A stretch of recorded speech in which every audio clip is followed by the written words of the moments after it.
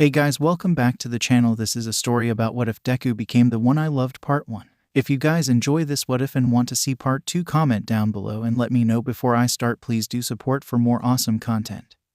And leave a like and don't forget to subscribe to my channel and also share this video with your friends and check out the description in my playlist. The author of the story 𝗂𝗵𝗲 from AO3. So let's start the video. Midoriya Izuku woke up to loud knocking. He groggily made his way to the door, almost slipping on the new rug he placed on the doorway last night. He opened the door with only one eye open. The 𝗵𝗃 tipped his head at him. "Deku, sir, a classified package from Toshinori Yagi." Suddenly, Izuku is fully awake. He signed off the package. He also signed a photo of him, presented by the mailman. He said something about it being the perfect gift for his son. A picture signed by the #1 hero himself. Deku gave the mailman one of his best smiles, but his mind is already trying to deduct the contents of the package that seemed too heavy the longer he held it. After bidding the mailman a cheery farewell, he went to the nearest table he can find, which turned out to be his mahogany kitchen table. He opened his TV as he placed the package on top of the table, switching to the news channel. It was about the new hero magazine featuring 𝗪𝗪𝗪.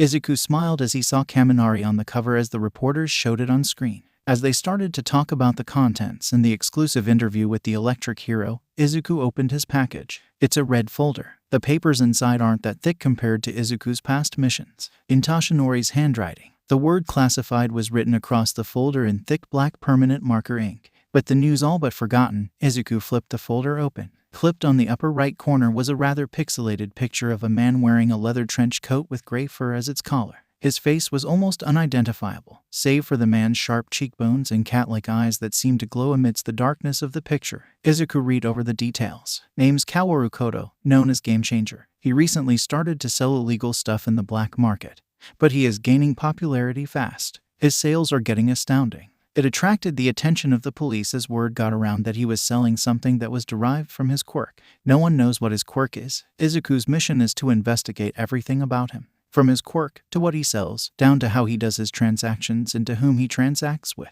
Then there's a series of accounts of his sightings over the span of 6 months. Half of them were around the vicinity of buildings half destroyed by recent hero-villain battles downtown.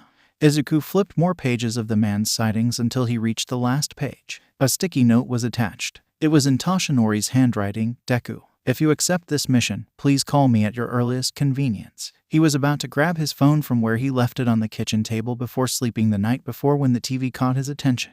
"Breaking news," said the female reported with a loud, booming voice. The camera focused to the reporter riding a helicopter. She was gesturing to the scene behind her through the helicopter's open door. "We are here in downtown Tokyo, where villains Grease, Vapor, and 𝗵𝗃 had wreaked havoc around the place. Surely, cars have been thrown on top of the other and buildings half burned." The reporter's next words almost took Izuku's breath away. #2 hero Shouto came into the fray 10 minutes after they set some empty cars on fire. Izuku's eyes were glued to the screen as the camera focused on the scene behind the reporter. Todoroki Shouto was raising ice wall after ice wall to block off the villain's attacks. Izuku felt a familiar ache in his chest. It was as if he was brought back to 5 years ago. Years have piled up on top of each other. That's true. Izuku thought he had buried it all. Most of their batchmates from UA can remember their time at hero school fondly. To Izuku, though, this is a complicated matter. His time in UA surely shaped him the most. He wouldn't be the hero that he is now without everything that he'd gone through during his stay. But he wouldn't still hurt like this if not for his stay, as well. They were showing how his ex-boyfriend desperately tries to fight 3 villains on his own.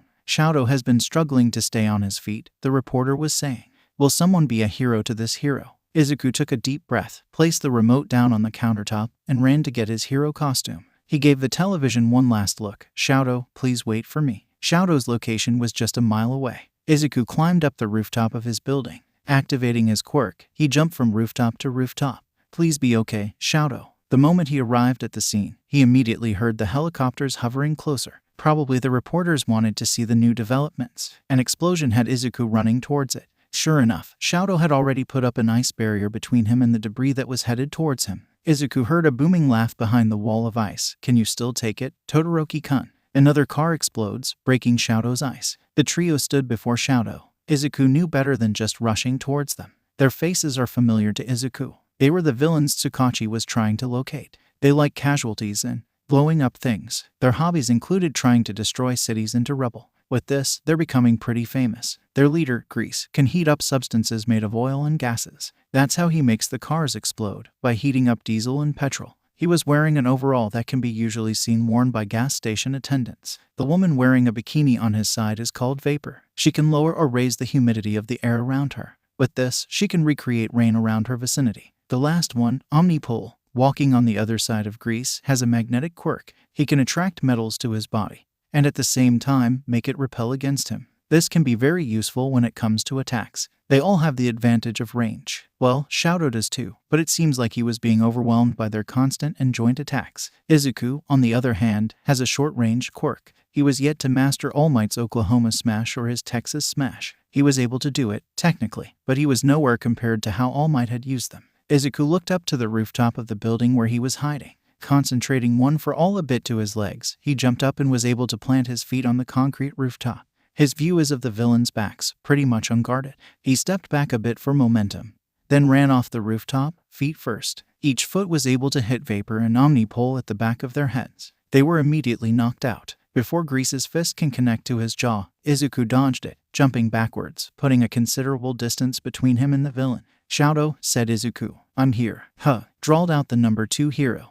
"This is my fight, number 1 hero. I'm sorry, but you're not needed every damn time. Please step aside and let me fight my battle." Izuku didn't have the luxury of time for a reply. 𝗓𝗓𝗧 was now facing him instead of Shouto, who never wasted the opportunity to attack 𝗓𝗓𝗧 with fire, making the villain yell in pain. In retaliation, 𝗓𝗓𝗧 made another car explode, and it almost hit Shouto if not for his ice, taking advantage of 𝗓𝗓𝗧 internally panicking. That's just Izuku's speculation, for 𝗓𝗓𝗧 started to whip his head from Izuku to Shouto and back real quick. Izuku landed a Detroit smash on the villain's face. Shouto immediate stomped his feet. His ice trapped 𝗓𝗓𝗧 in place. Both heroes are panting heavily. Shouto, number 1 hero Deku was unable to finish his sentence before Shouto let his arm burn.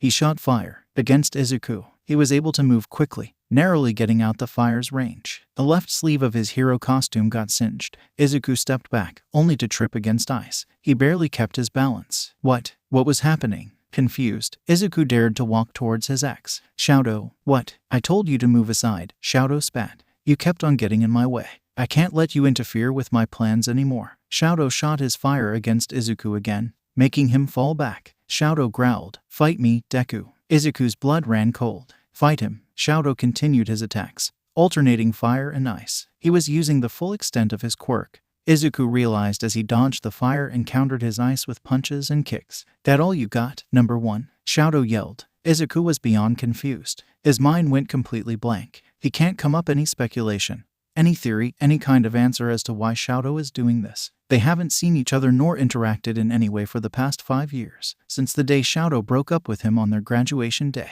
There was nothing from Shouto, even after Izuku tried to contact him. All he knew was that Shouto let Endeavor manage his affairs shortly after finishing high school. No one had an easy access to him. No one in their class was able to reach him. It was as if he let Endeavor take him far away from anyone else. All Might told them that he's heard that it was Shouto himself who refused to keep communication with other people other than the people he worked with. Shouto has handled all of his missions alone for 5 years, defeated villains with just his fire and ice. He was known to be the lone hero, going up the ranks unbelievably fast without any help. But now, seeing Shouto in person after so long, Izuku's chest hurt, but he can't even focus on that. He covered his face with his arms as Shouto attacked him with ice. The number 2 hero steadily walked towards him. Izuku caught his gaze. His eyes glinted with an intent so strong that Izuku cannot pinpoint. He was at a loss. He can't come up with anything. He can't even think. Shouto continued his assault, making Izuku fall back more and more. He noticed that the police had arrived at the scene, detaining the unconscious villains. At least there's less problems to worry about in Izuku's part. But now he was facing a much larger problem. "Shouto," said Izuku, "I won't fight you." His ex-boyfriend barked out a humorless laugh. "What a joke you are. We're heroes. We can't just fight each other. It doesn't seem right. You should have told me that back in high school, when you relentlessly used your quirk against me without holding back.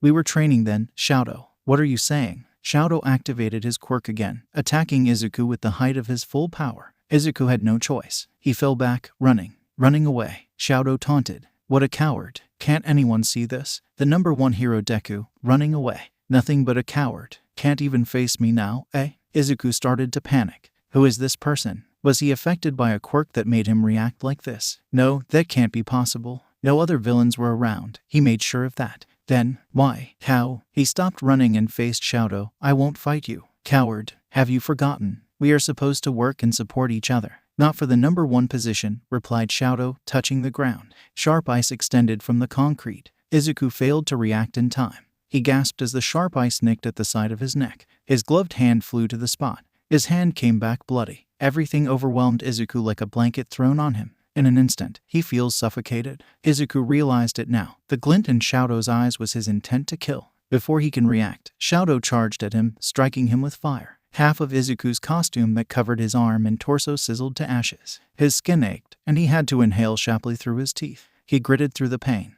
That left Izuku no choice. He ran away, activating One for All. He refused to deal with Shouto. Not like this. It was also so wrong. He can hear Shouto yelling behind him, someday, I'll finish you off, number one hero. Izuku failed to breathe properly as he escaped the scene. His energy is diminishing, fast. When he was a mile away from where Shouto was standing, he stopped moving. He found himself at a sidewalk. He stayed still. He couldn't even think of how the people stared at him. He looked down on the ground, his chest and throat tight, choking him. Izuku willed himself not to cry. Not yet, anyway. Shouto's hateful stare flashed in his mind. It took the breath from his lungs. He can feel his heart dropping and shattering on his feet, just like they did on their graduation day years ago, when Shouto murmured, let's break up. Breathing heavily, Izuku yelled in his mind, don't cry. Don't cry. Not here. Not yet. So he did the most obvious thing he can do right now. He continued to run. He ran towards the direction of that one apartment where he knew someone will always listen to him, where he knew he can always run off to whenever shit happens in his life. When he reached that apartment, the familiar door painted in black and red already helped Izuku calm down even just a bit.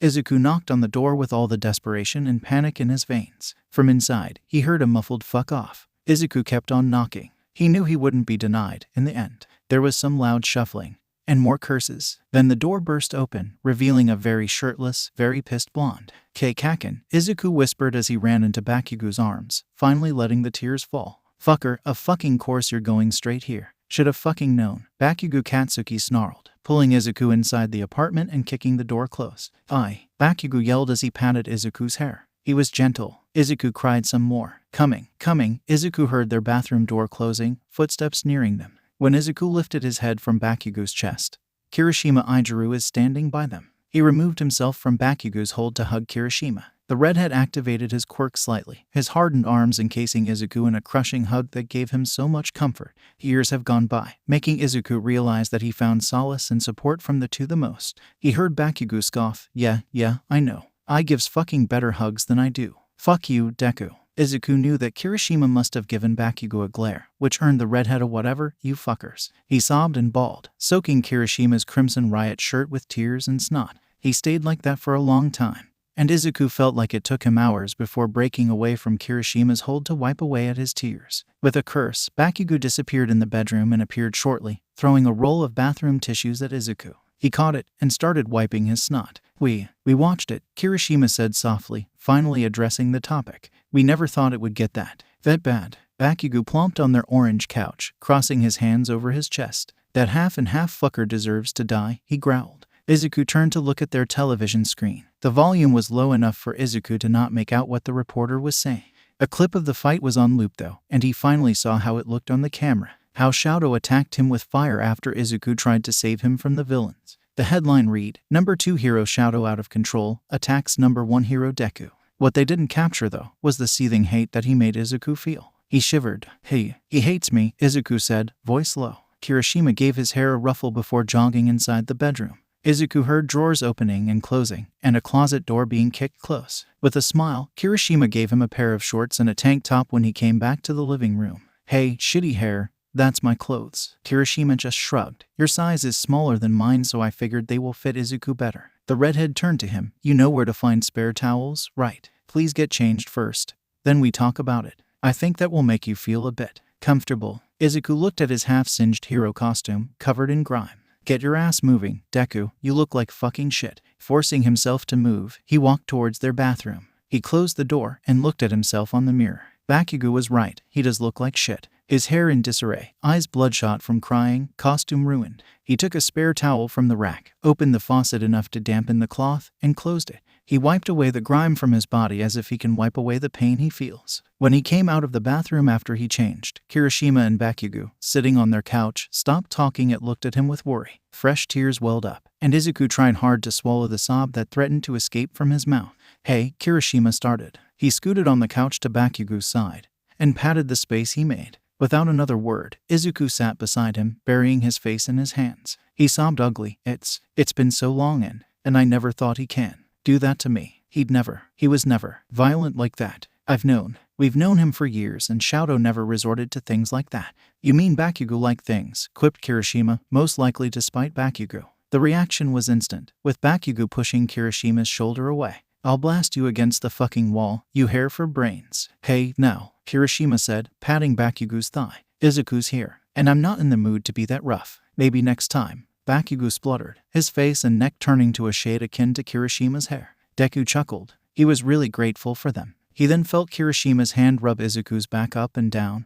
"How are you feeling?" Then he hummed, "No, I can't ask that. I know how shitty it is and how you must feel. We can't blame you if you want to keep on crying. We're here, you know." Izuku nodded. "Want me to call Ochako?" "No, she's too busy in Osaka. Plus, we'll just make her panic." "All right." Kirishima turned to Bakugo. "Katsuki, can you please fetch him some water?" Bakugo stood up. He huffed and said something under his breath that sounded like, "If I didn't love you so fucking much I would never fucking bother," and Izuku had to smile a bit at that. It didn't take Bakugo long. He came back and thrusted the glass towards Izuku, the water inside threatening to spill. He took it from the blonde, murmuring his thanks and taking a sip. He felt calmer, like the heavy clouds in his head started to clear up. Everything felt less hazy, and he's slowly gaining the ability to think. Bakugo resumed sitting on the couch. He took the remote from the coffee table and turned off the television as another program tried to look deeper and analyze Shouto's fight against the villains and Izuku's attempt to help and save him. The reporters talked animatedly. "Annoying pieces of fuck.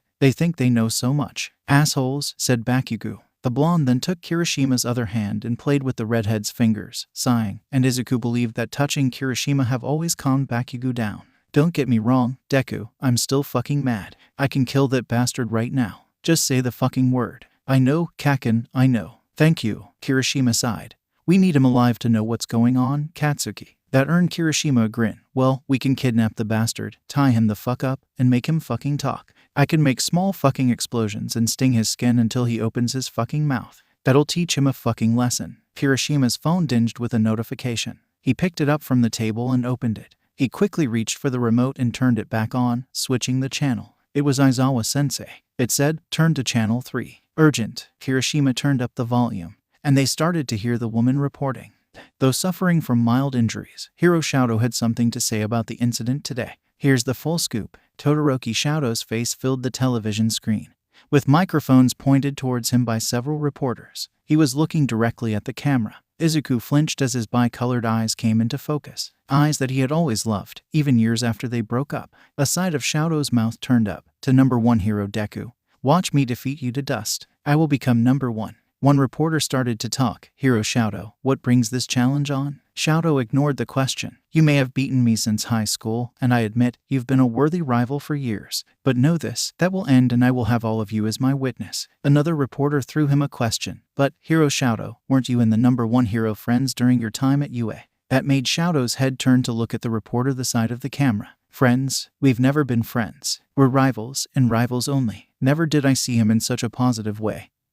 He spat out. Bakugo whistled. "But you aided him so much through the years, especially when he faced All for One in that drastic showdown 5 years ago." "I recall nothing of the sort. Never had any reason to involve myself with his business, much less aid him." "That's counterproductive." A third question was thrown at Shouto. "Now that we know you see him as a rival, what do you think about his attempt to rescue you today?" "I hate it. I hate him," Shouto all but growled against the microphones. The remote flew against the television screen. The impact was not enough to break the screen, so the remote fell on the floor with a smack. Bakugo stomped towards the door, rolling his sleeves up, sparks emanating from his palms. Kirishima quickly darted towards Bakugo, hugging him from behind and activating his quick on his feet to plant himself on the floor, stopping the blonde. "Fucking let me go, Ijiru. Todoroki Shouto will die today. By my hands, Katsuki.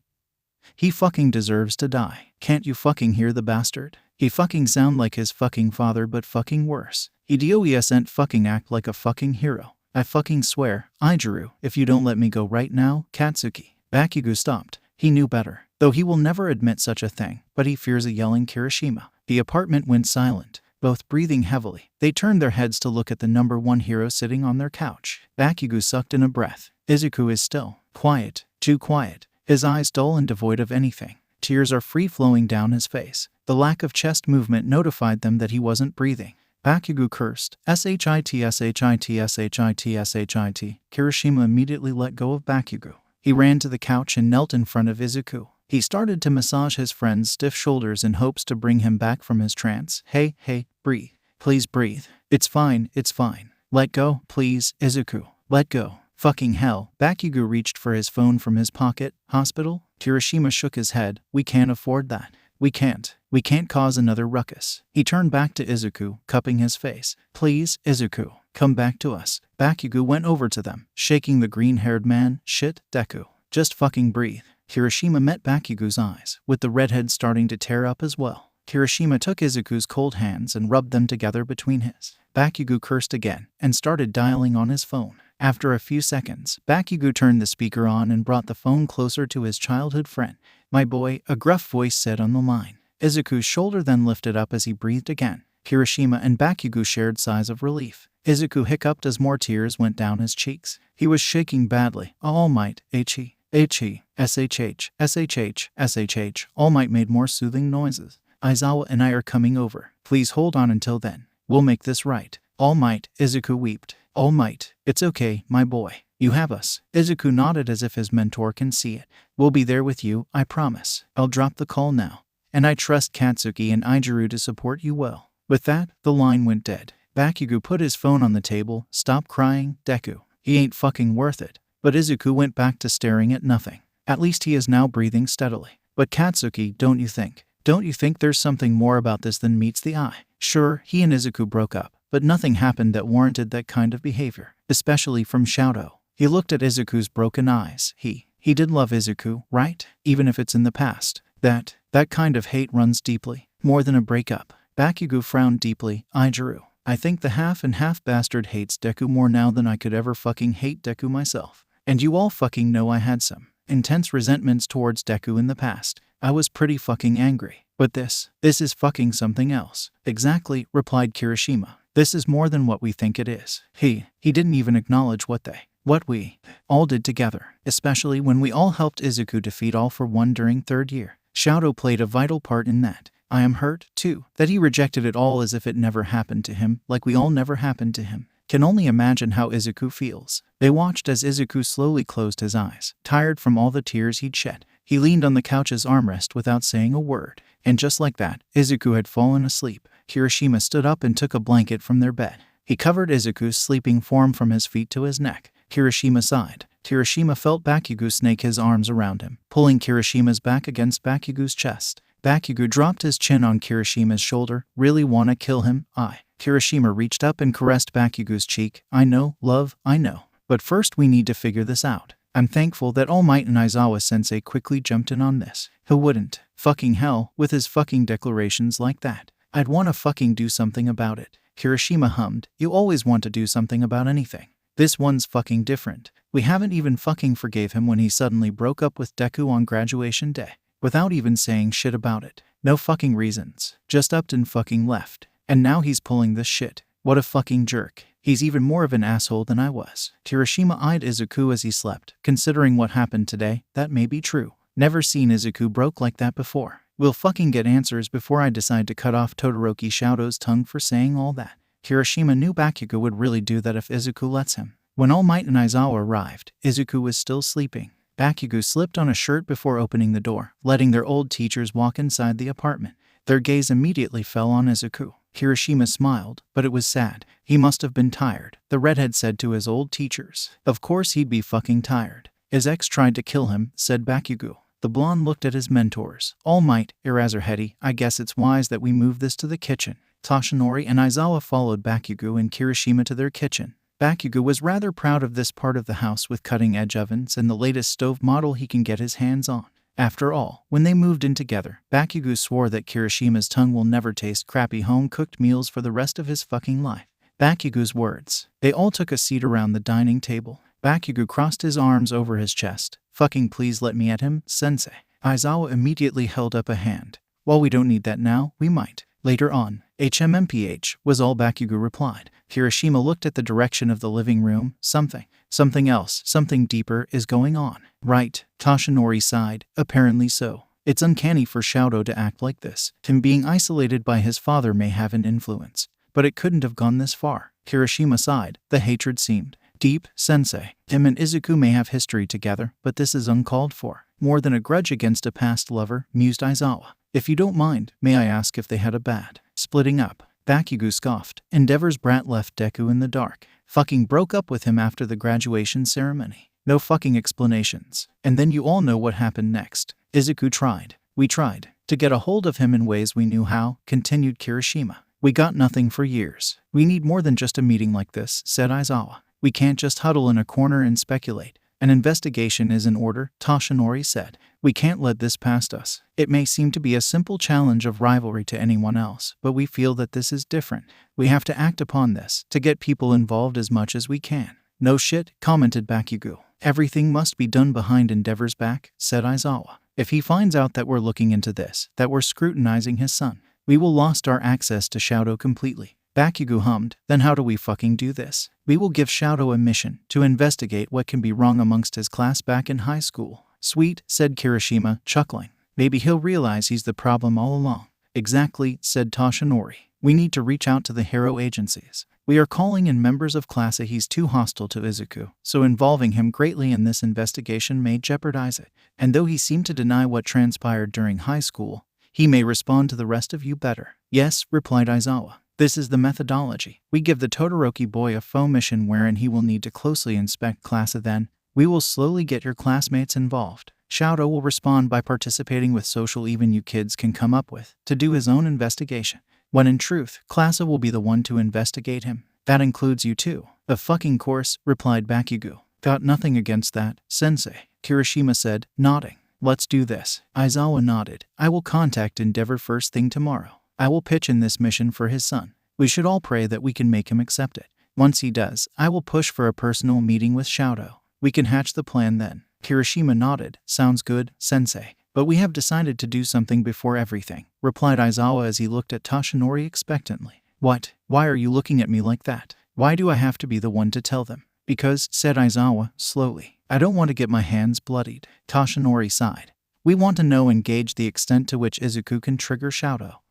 Bakugo bellowed. It gonna lock them in a cell and let him kill Izuku? No fucking way. Aizawa met Bakugo's gaze. I volunteered to erase Shouto's quirk as long as it needs be. We found it detrimental to this mission to fully understand how Izuku affects him mentally, emotionally, and psychologically. Data should be gathered as organic as possible. We wanted your opinions on this, said Toshinori. As Izuku's closest friends, Kirishima frowned. If that's what this mission needs, then I am all for it. But, Eraserhead, please also consider Izuku's feelings towards this. I want him willing to do it. If Izuku will only be forced, then maybe this mission isn't worth continuing at all. That's my opinion on this. When Bakugo stayed silent and scowling, Aizawa nodded. Very well, he replied. We must discuss this with Izuku. Protested Kirishima. I think me and Bakugo should be the one to tell him. That way, it will be less formal. Hearing it from you guys can give him the impression that he's obligated to do it. That it's his duty, as the #1 hero. We know, was all Toshinori said, with a small smile. I'm glad Izuku can depend on you both. Aizawa hummed. Pro Hero number 3, Ground Zero, and Pro Hero number 5, Red Riot. This is your mission as much as it aligns with your personal life and relationships. We are giving you 48 hours to relay the information we exchanged in this meeting to #1 hero Deku. Brief him of what we ask of him. If he accepts, contact me or Toshinori immediately. Aizawa landed his gaze on Kirishima, Red Riot. Kirishima nodded. Understood, sir. He then turned to Bakugo, Ground Zero. Yes, sir. Aizawa sighed. That ends the meeting. Good luck, pro heroes. They all stood up at the same time. Toshinori looked at the couple. Can we check on him? Kirishima turned to Bakugo, who nodded. I'm not his fucking keeper. Walking back to the living room, their teachers looked down on Izuku's sleeping form. Dried tears streaked down his face. He looked so soft and vulnerable. Knowing him, started Toshinori. He won't give up on the boy. A good thing, too. We have a delicate mission in our hands. It's a contest of tenacity, said Aizawa. Toshinori nodded and placed a hand on Bakugo's shoulder. We must go now, son. calls and arrangements must be made as soon as we can. Before heading towards the door, Aizawa gave them a ghost of a smile. Kirishima, Bakugo. Thank you. Kirishima walked Toshinori and Aizawa to the door, sighing once he closed it behind him. He turned to his boyfriend, who was staring at Izuku. I know you're worried, but we'll make it right, said Kirishima. As if I don't already fucking know that, spat Bakugo. Before Kirishima can answer him, Bakugo's phone went off. Sighing, the blonde picked it up from the table. He frowned at the caller ID, at a loss as to how to answer. Midoriya and Co. is calling. Katsuki. Kirishima took the phone from Bakugo. The blonde then sighed and muttered something about Kirishima being better at communication anyway, that it was something he can never be number one at. He mumbled how he hated losing and that he's going to the bathroom to take a shower instead. Chuckling, Kirishima greeted Izuku's mother over the line. Hey, Inko-san. It's me, Ijiru. I-chan, is Izuku there? All the news channels have been talking about the same thing over and over again and I don't think I can take it anymore. I just had to make sure. Yes, ma'am. Izuku's sleeping. Movement in his periphery caught Kirishima's attention. Izuku was wiping sleep away from his eyes and looking blearily around the room. His gaze landed on Kirishima.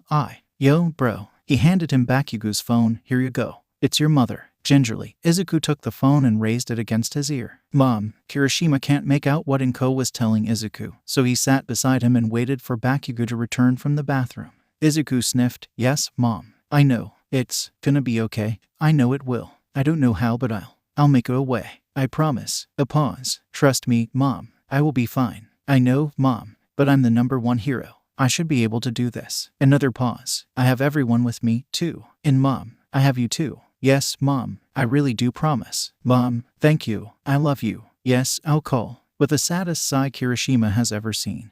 Izuku ended the call and gave back Bakugo's phone. A few messages already arrived. Mina Ashido, what TF is happening? Denki Kaminari, bro, what the hell happened to Isahat? Hanta Siro, asked Midoriya if I should tape Todoroki up his ceiling. Kirishima dismissed the messages and placed the phone on the table. He'd have Bakugo answer them later. Now, they have a limited time to brief Izuku about the mission they're about to face. Oi, Deku. Bakugo barked as he entered the living room in fresh clothes, scrubbing his scalp with a white towel and effectively shaking the water out of his hair. Kitchen. Now, you, too, Kirishima patted Izuku's back. Let's go, man. Izuku can only follow. He doesn't trust himself to do anything by himself right now. Once they're all seated, Bakugo groaned and turned to Kirishima. Should we put up a fucking meeting room somewhere? I don't like my kitchen being fucked around with and abused like this. Anyway, said Kirishima. All Might and Eraserhead was just here half an hour ago. We talked about what happened and what kind of action should we take. We were given direct orders as pro-heroes, but I think they also wanted to help.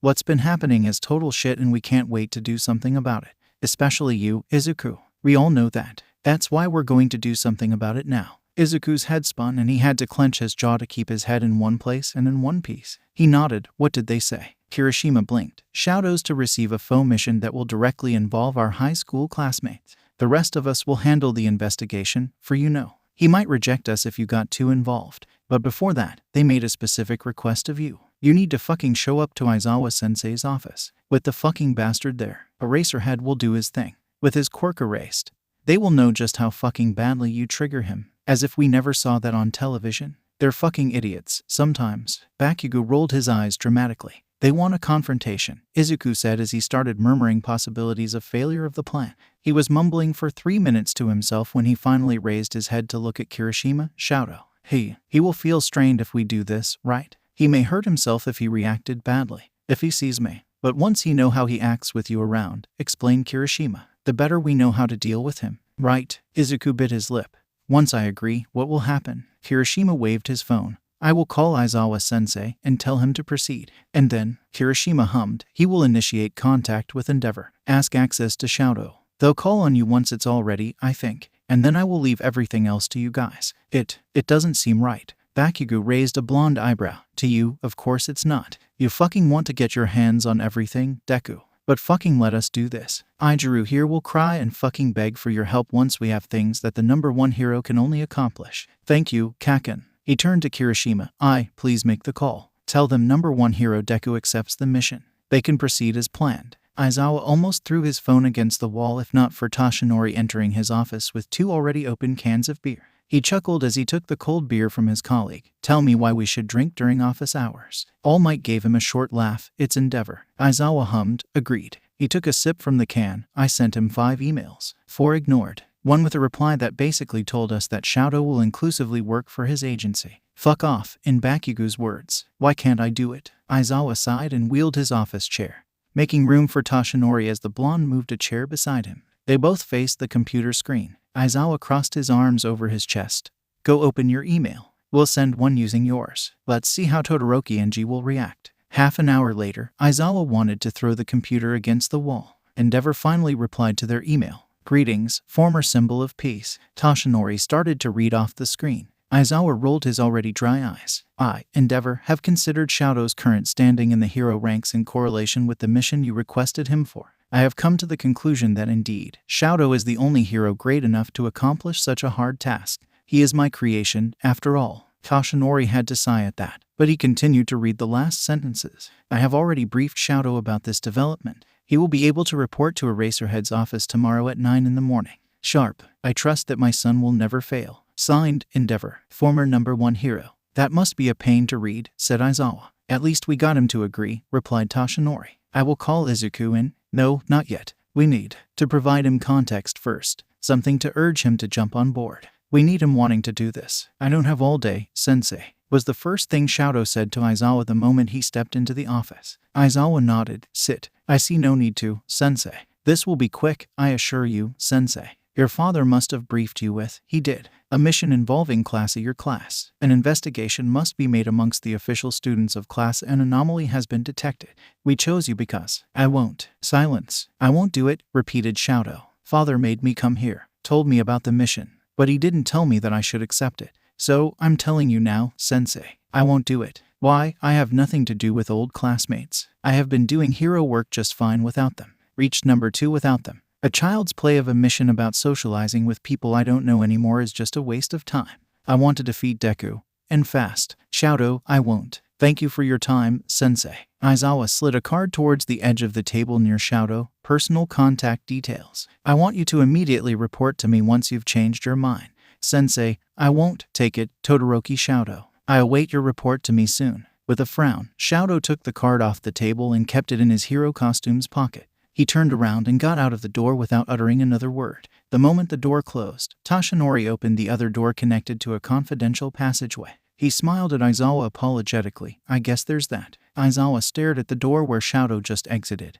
This isn't over yet. The waiting game begins. He looked at Toshinori before standing up and walking over his yellow sleeping bag. Now, go back from where you came from. I want my nap. Hey, Katsuki, wait up. Huh? It's so early in the fucking morning. I drew. Why do we fucking have to patrol this shit city at 4 in the fucking morning? Bakugo stomped his way around, his voice echoing in the alleyways. Kirishima sighed. If there were villains lurking around, they are surely marked by now. Not that they can't take any blow when they're together. Well, All Might was sorry. He said there was a schedule mix-up. He forgot to fill in this time slot and that we were the only ones he knew who has a clear schedule in the mornings. There's a fucking reason for that. Yeah, let me hear it then. Bakugo suddenly stopped in his tracks that Kirishima almost bumped against his back. Not that Kirishima minds though. Bakugo looked back at him, his cheeks high in color. Haven't I told you yet? Why I specifically asked for our fucking schedule to start in the afternoon?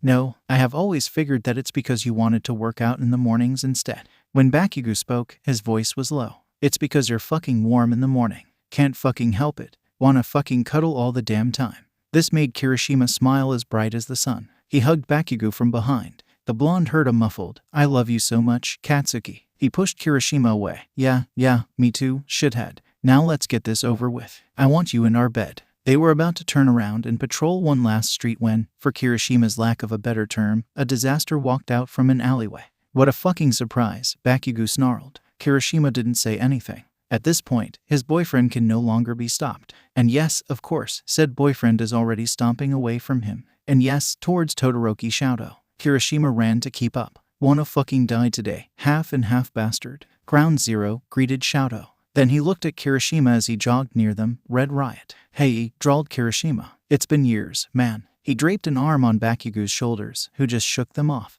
Die, Bakugo said. Now, your audacity have always astounded me, Bakugo, said Shouto. No different from high school. Small explosions from Bakugo's palms lighted up the street that seemed to be waiting for the sun. You bastard, Bakugo snarled. Do you have a fucking idea what you did? Oh, deadpan Shouto. Is this about what happened 3 days ago? I thought I can give you the chance to be number 2 after I become number 1. Bakugo growled and took hold of Shouto's collar. _The fuck did you say? I can kill you right now. Shouto grabbed Bakugo's arm and pulled it away from himself, but I know you won't. TCH, said Bakugo. Of fucking course not. I need his permission first. Permission? Of who? Kirishima. The number 1 hero's permission, of course. Shouto's eyebrows shot up. You answered to him? Sad of what has become of you, Ground Zero. Hey, man. Kirishima interrupted as the tension between the two heroes went up a notch. Todoroki, snap out of it, man. What you've been doing to us and how you've been acting lately isn't manly at all. You're hurting people. That's not what a hero does. You must know that more than anyone. Shouto looked at them as if they've grown another head. Acting. Lately, this is how I've been since the first day of high school. I'm sure you both know that more than anyone, classmates. Bakugo turned to Kirishima, then back to Shouto. The fuck is the bullshit you're saying? Class A's resident sappy boy. When Shouto just stared at them, Bakugo continued. Damn, you're unbelievable. Didn't you fucking learn how to play the fucking piano just so you can serenade that damn nerd you were so in love with for years? Didn't you fucking shout from your balcony how much you fucking love him? You were so gross back in high school. Funny how we changed, Todoroki Shouto. You've turned to a fucking low-quality copycat of your father. Still, Shouto didn't speak, didn't move an inch. It was as if he was frozen in place. Todoroki, said Kirishima. It's been years, and a lot can change. I know, I've seen it firsthand. But this is too much. We all care for you, your classmates, All Might, Eraserhead, and most especially, him. You know he does. You know he will always care. Don't deny that, dude. What? Was what Shouto said. We're all rivals here. I am a hero to be the best. The Todoroki legacy rests on my shoulders. Father must be proud. Much to Shouto's surprise, Bakugo laughed so hard tears escaped from his eyes. He grabbed Kirishima's shoulder as the blonde kept on laughing. Bakugo looked at him. You. 𝐻𝐻𝐻𝐻. When did you even fucking care about that crap? Huh? Weren't you the same boy who refused to use your fire because it's your old man's power? I never refused father's fire, said Shouto, as it was how he believed for as long as he can remember. It's an honor for me to inherit such power. Dude, Kirishima whispered. What the fuck did I hear? Holy shit, muttered Bakugo. This is fucking legit. Shouto sighed. I don't know what you're saying, but if there's nothing else, I'd like to do my job now. With that, he turned around and walked away. What the shit? An explosion. Bakugo had pointed at Shouto's retreating form and sent an explosion after him. What a fucking coward. Shouto immediately deflected the explosion with his eyes. He knew he was shaking. He doesn't know anything, but meeting Kirishima and Bakugo made thinking for Shouto a bit harder than it should have. He let his other side burn, but before he can retaliate, Bakugo started to yell. He was there for you. For fucking years. He fucking stayed by you and fucking loved you. And you just fucking left him. How the fuck can you say you hate him? How fucking dare you hurt him? He raised a gloved hand, and the beginnings of an explosion is already forming in his palm.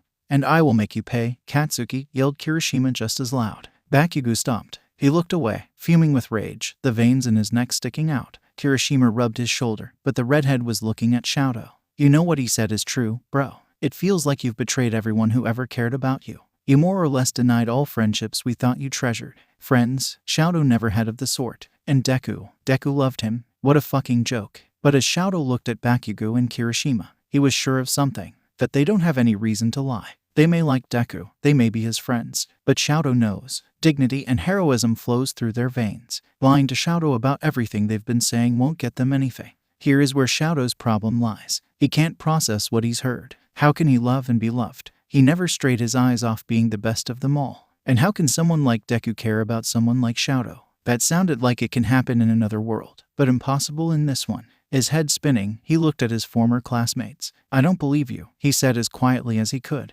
That's the only thing he knew he can say, as confusion started to drown everything else in his head. With a glare, Bakugo replied, You got fucking amnesia or something. This isn't a fucking joke. No matter what shit comes out of your mouth, bastard, you still loved him. You can't just go your merry way and invalidate that. Kirishima and Bakugo left him alone in the deserted street, the sun rising up behind him. Shouto felt tired and stopped repressing his urges. He fished the now crumpled card along with his phone. He dialed the number indicating there as his thoughts swam in a sea of bewilderment.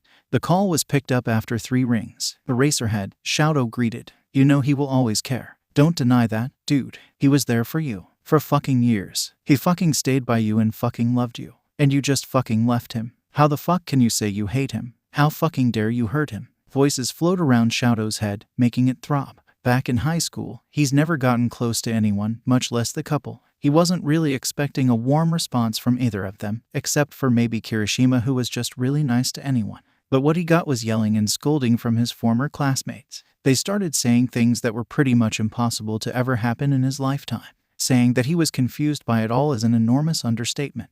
His years at 𝐸 were already blurry in Shouto's opinion. He knew the basic main events that occurred, like Kamino Ward, overhauls Yakuza and Iri's rescue, and then the final showdown against the League of Villains in their last year. He had heard about it, but he wasn't in any participation in any of them. He was too busy focusing on being number one after they graduate. Distractions like that from his formal and proper studies would be nothing but counterproductive. Shouto had let his classmates take care of those issues like the reckless rats that they were. Those efforts, or the lack thereof, had paid off a bit. He is now standing so close to the top, and he can't wait. He must drive himself full force at anyone who will dare to hinder his way. If he has to take the number one spot by force, then so be it. That much is clear to Shouto, but it doesn't explain the weird encounter he had with Bakugo and Kirishima. Shouto hated his curiosity, but here he is, raising his hand to knock on Eraserhead's office. After hitting his knuckles against the door thrice, he opened the door. Eraserhead is looking at him, face unreadable. Maybe between an "I knew you'd come back" and an "I'm pissed at what you did." Sit, his former homeroom teacher said. And don't make me tell you twice. This time, Shouto did take a seat in front of Aizawa's desk. What changed your mind? Shouto knew this question is coming for him, but he knew he wouldn't be able to answer it properly. He can try though, for his own peace of mind. Encountered Ground Zero and Red Riot during patrol. They acted really different than what I had expected. They also expressed, especially Ground Zero, some things I couldn't quite understand. Aizawa slid a folder towards Shouto, who took it. He flipped to the page and saw a clipped picture of class on their graduation day. His class. He scanned every face, trying to remember each of them from his rather blurry memory. He frowned when he saw himself standing beside Deku. Why, of all places? I don't remember this being taken, Shouto remarked. Perhaps not, replied Aizawa. Too much time can play tricks with our memories and recollection. Maybe a reunion is in order. Shouto flipped another page. The document contains the profiles of all of Class A, including himself. Their hero names, their agencies, where they are currently assigned, the villains they fought and defeated, and their contact information. I trust that you will utilize those information well. The mission is simple. You will undergo a few social situations with your former classmates. You are to scrutinize them and observe them. You are to determine if there are any suspicious behavior. Suspicious being. I trust that you be the judge of that.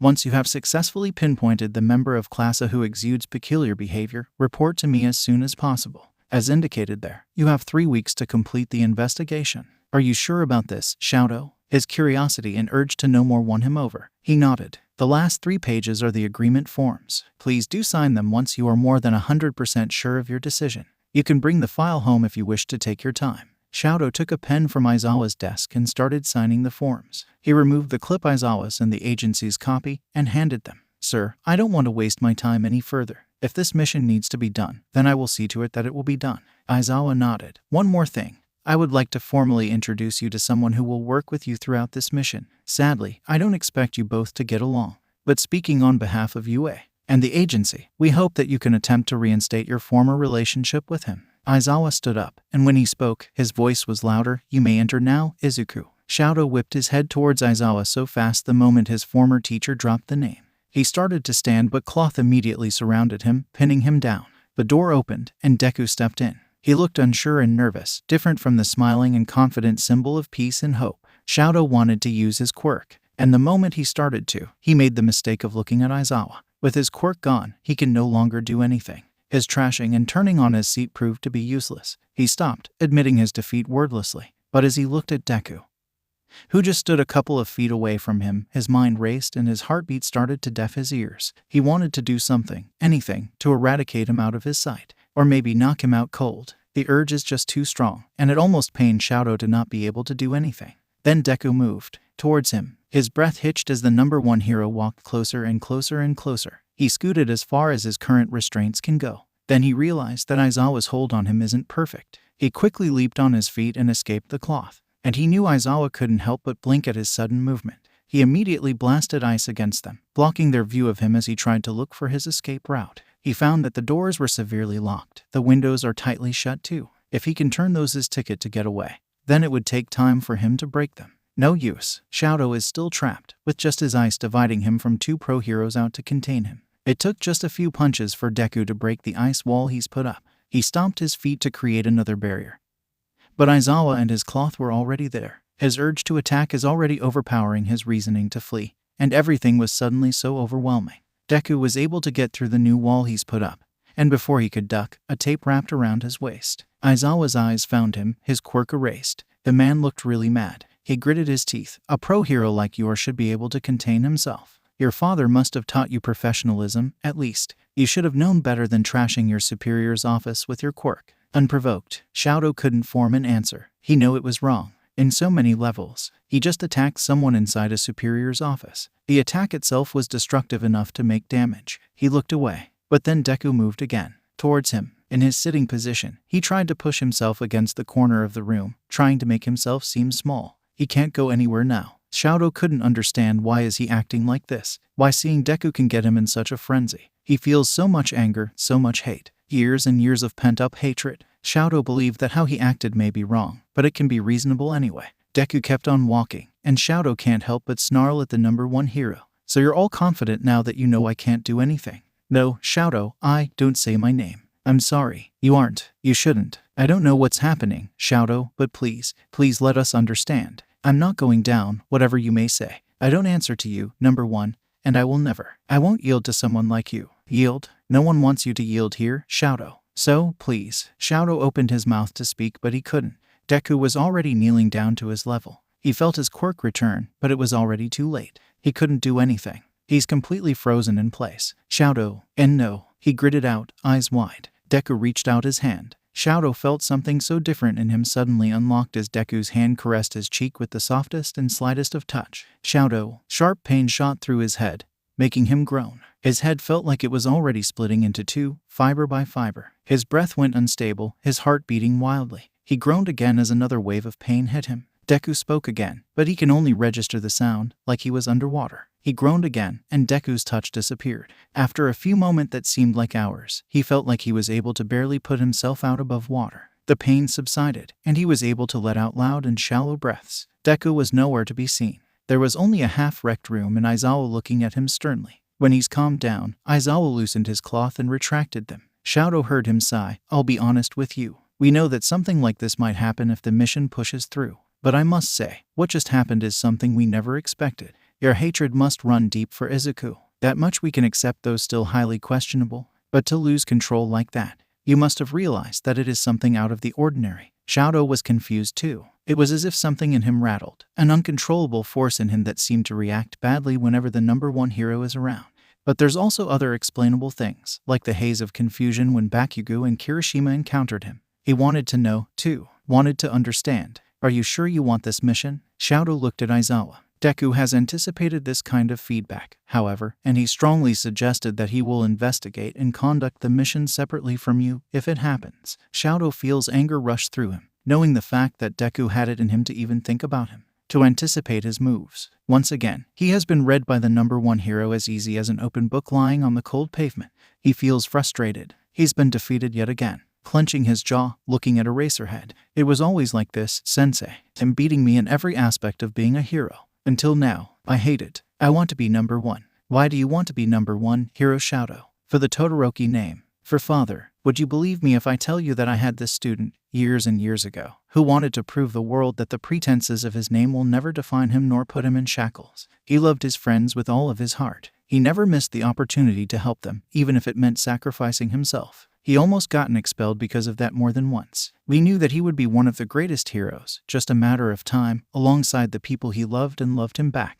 And did he? Shouto heard himself ask. That he did. He's become one of the greatest. Aizawa then shook his head. Never did I imagine that he will, with hatred and loneliness in his heart. Aizawa sighed as he sat back at the end of the meeting table. Everyone else who are mainly involved with the mission at hand was already there in their hero costumes, save for All Might. My office is still under renovations. Had to talk to the people doing the repairs on my wall. He sighed again. So, we're here to discuss the events that occurred 2 days ago in the said office. The reason why it had to go through a renovation. He turned his laptop around to face the screen towards the rest of the meeting's attendees. He blinked, as if fighting sleep. I have specifically placed a hidden camera in the office that day. Deku is already aware of this, and here's the footage of the situation we have found ourselves in. Aizawa pressed a key and the video started to play. It started with Aizawa standing up and Izuku entering the room. Shouto tried to stand and Aizawa's cloth immediately pinned him in his seat. Izuku then started walking towards Shouto. After a few moments, leapt on his feet and the sudden movement made Aizawa blink and loosen his hold. Shouto immediately stomped his feet and started to create ice barriers between him and Izuku.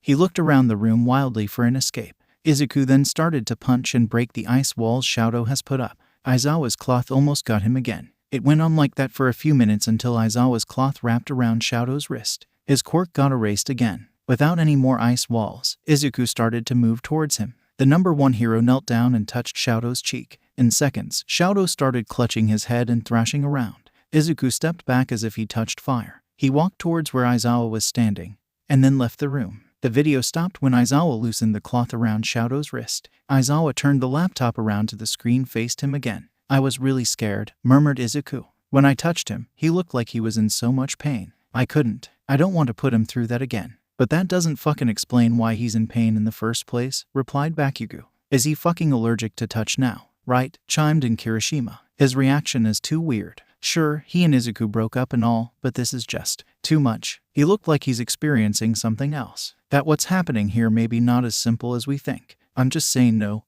you're right," Izuku said. "We really have no idea what's happening to him, why he's acting like this. It's like he's another person entirely. Not the Shouto we all knew." "Eraser," said All Might. "We have no choice. We have to involve them." Aizawa sighed. "I know that. We just have to do it in a way that we won't risk Endeavor knowing about any of it. In a way where we are the least suspicious. We can't afford anyone else knowing about this investigation about a very delicate matter." All Might turned to the three pro heroes. "Young Midoriya, I know you must want to be the most involved with this, but we want to reserve your strength for when things escalate to the point that it needs the attention of the number one hero.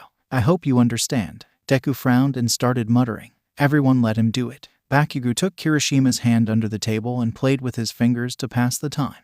A few minutes passed before Izuku stopped and looked at All Might. "I understand, but if I can help in any way I can, I will." "We know," replied Aizawa, Kirishima and 𝗵𝘃𝗧𝗏. "In the meantime, we'll proceed to contact the rest of the members of class and no one can say that it's out of the ordinary. Just a reunion of old classmates. Once they're briefed accordingly, they will slowly involve Shouto to a few gatherings. They will further evaluate Shouto's behavior," sighed All Might. "It's really hard to know what's been happening with the data and information we currently have. This is like a riddle we have to figure out. Kirishima and 𝗵𝘃𝗧𝗏 will meet members of class in batches. I have arranged and smoothed things over with their hero agencies. You two can start meeting them in groups as early as tomorrow. Any questions?" "What are we supposed to fucking say?" 𝗵𝘃𝗧𝗏 asked. "Like bitch that half and half bastard lost his fucking sanity. And we have to fucking know how to cure him or something." Aizawa hummed. "Something like that. They need to know how grave this is. It may lead to something else that we failed to notice, something bigger. Shouto being the way he is now may just be an effect of whatever we're bound to discover. We have to be careful. Our every move needs to be calculated. Looking at the state we're in, we have no way of knowing how our actions, even how little it can be, will affect everything that we're trying to do here. One wrong move and we can lose everything," replied Izuku. He looked at 𝗵𝘃𝗧𝗏. "We can't rush this as much as we all want to, Kaken. I'm sorry." 𝗵𝘃𝗧𝗏 grunted. "I know that, stupid. I guess we have our work cut out for ourselves, then." Kirishima smiled. "But who are we to back down for such a challenge, right? We'll get to the bottom of this, no matter what it demands of us. Gotta be super manly, Yano. Go beyond plus ultra." All Might shared Kirishima's own smile. "Thank you, Ijiru Shounen, for reminding us that we're heroes, and we're here not to back down without a fight." Said Aizawa. "We won't." "Of fucking course not," replied 𝗵𝘃𝗧𝗏. Izuku nodded. Aizawa stood up. "Then I guess this meeting is adjourned for now. Call us for further developments. This mission is our top priority." "Yes, sir." Izuku, 𝗵𝘃𝗧𝗏 and Kirishima chorused. 𝗵𝘃𝗧𝗏-kun, Kirishima-kun, waved Ochako outside of a cafe as the couple approached them. "Karo," Tsuyu greeted them. "Hey, guys. It's been a while," replied Kirishima. "Let's go in." Sure, Ochako chirped. Once they were seated with their coffee, except for 𝗵𝘃𝗧𝗏, who refused to buy anything, the conversation immediately started. "We both saw it on TV," said Ochako. "How's Deku?" "Well, Kirishima started to reply when 𝗵𝘃𝗧𝗏 interrupted his boyfriend. "He's not fucking okay. The little idiot had a panic attack." Then, Eraserhead had them meet again. "The fucking half and half bastard went all fucking crazy and no one knows why." "What do you mean went all crazy?" Ochako asked, frowning as she sipped her latte. Hiroshima scratched the back of his head. "I'd like to think Aizawa-sensei did it as an experiment. He had Todoroki and Izuku meeting in his office. Let's just say that Todoroki didn't take it as well as everyone had hoped. Aizawa-sensei had to bind him and erase his quirk twice throughout the whole thing. Geez. Izuku walked over and touched him, like he used to, Then Todoroki looked like he was in extreme pain. He was groaning, too, as if Izuku's touch had hurt him physically. It was weird. Totally nothing I've ever seen before. That's really weird, Karo, Tsuyu said, placing her mug on the table after a long sip. It's only natural to have lingering feelings over a past relationship. But Todoroki-kun's behavior is really different. Yeah, Ochacho said. He was like a different person entirely. It is as if someone replaced him wearing the same face and using the same voice, like that Himeko Toga did. You think it's because of a villain? What do you think, Katsuki? Hell if I fucking know. What I'm sure of is that if that half-and-half bastard isn't the real fucking deal, then his asshole of a father would have noticed by now. True, mulled over Achako. If he was hit with a strange quirk, it wouldn't have lasted that long, too. So, Kirishima-kun, Bakugo-kun, how can we help? Asked Tsuyu. Okay, this is the plan, started Kirishima. Kirishima tentatively sat on a white leather couch beside Bakugo, who immediately removed his shoes and perched his feet under him. He looked around and his brain immediately tried to estimate and calculate how much everything in the drawing room cost. Probably even more than what he will make if he served 50 years being a pro hero. That's like his whole career. The realization must have shown in his face as Ieyasu smiled at him as if she was a bit shy about her own home. Stop looking like that, Kirishima-san. It's nothing much. Hey, I bet he's completely freaked at how expensive your house is, Momo. Jiru chuckled, twirling one of her ear jacks. Your house? Kirishima asked. Don't you live here as well? Jiru smiled and leaned back, hands behind her head. Not exactly. This is still Momo's, but you're here more than you are in your own place anyway, Kirishima replied. He eyed the side of the room. Your instruments are even here. Some of them, Jiru agreed. It's a hassle to bring them to and fro, Ieyasu came back with tea. She then placed them on the table with some biscuits and cheese in a precise and perfect way. Once satisfied with her table setting, she sat beside Jiru. Kirishima took the fragile ceramic teacup and started blowing on the surface before taking the smallest of sips. He sat the cup back down as gentle as he could. Bakugo, on the other hand, was still studying on how everything was perfectly placed. He gave up with a huff. This shitty little tea party isn't really for me. Everything looks fucking breakable. Ieyasu gave him a short laugh. That's fine, Bakugo-san. Never really pegged you to be the type. Anyway, we have been notified that there's something of importance. Well, Kirishima started, like how he always tried to. Jiru raised an eyebrow. Just spit it out.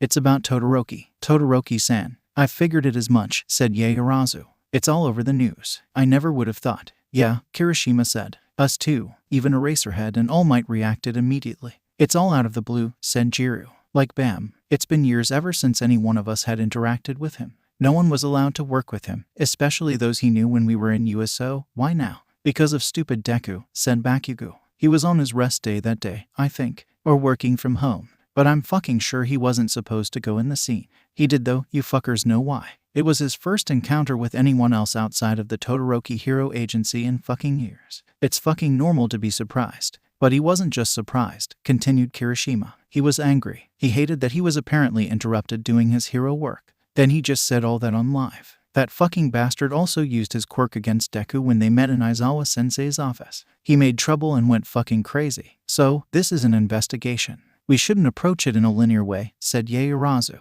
Exactly. So, this is the plan, replied Kirishima. Todoroki-kun did that. To everyone, it seems like they were a group of people having barbecue and talking to a floating dress and gloves. Hagakure waved around her hands. Why would he do such a thing? Bakugo looked at Kirishima as the blonde stuffed his face with meat, shrugging. I admit, said Shoji, I have only heard about this when Aizawa-sensei tapped my agency about it.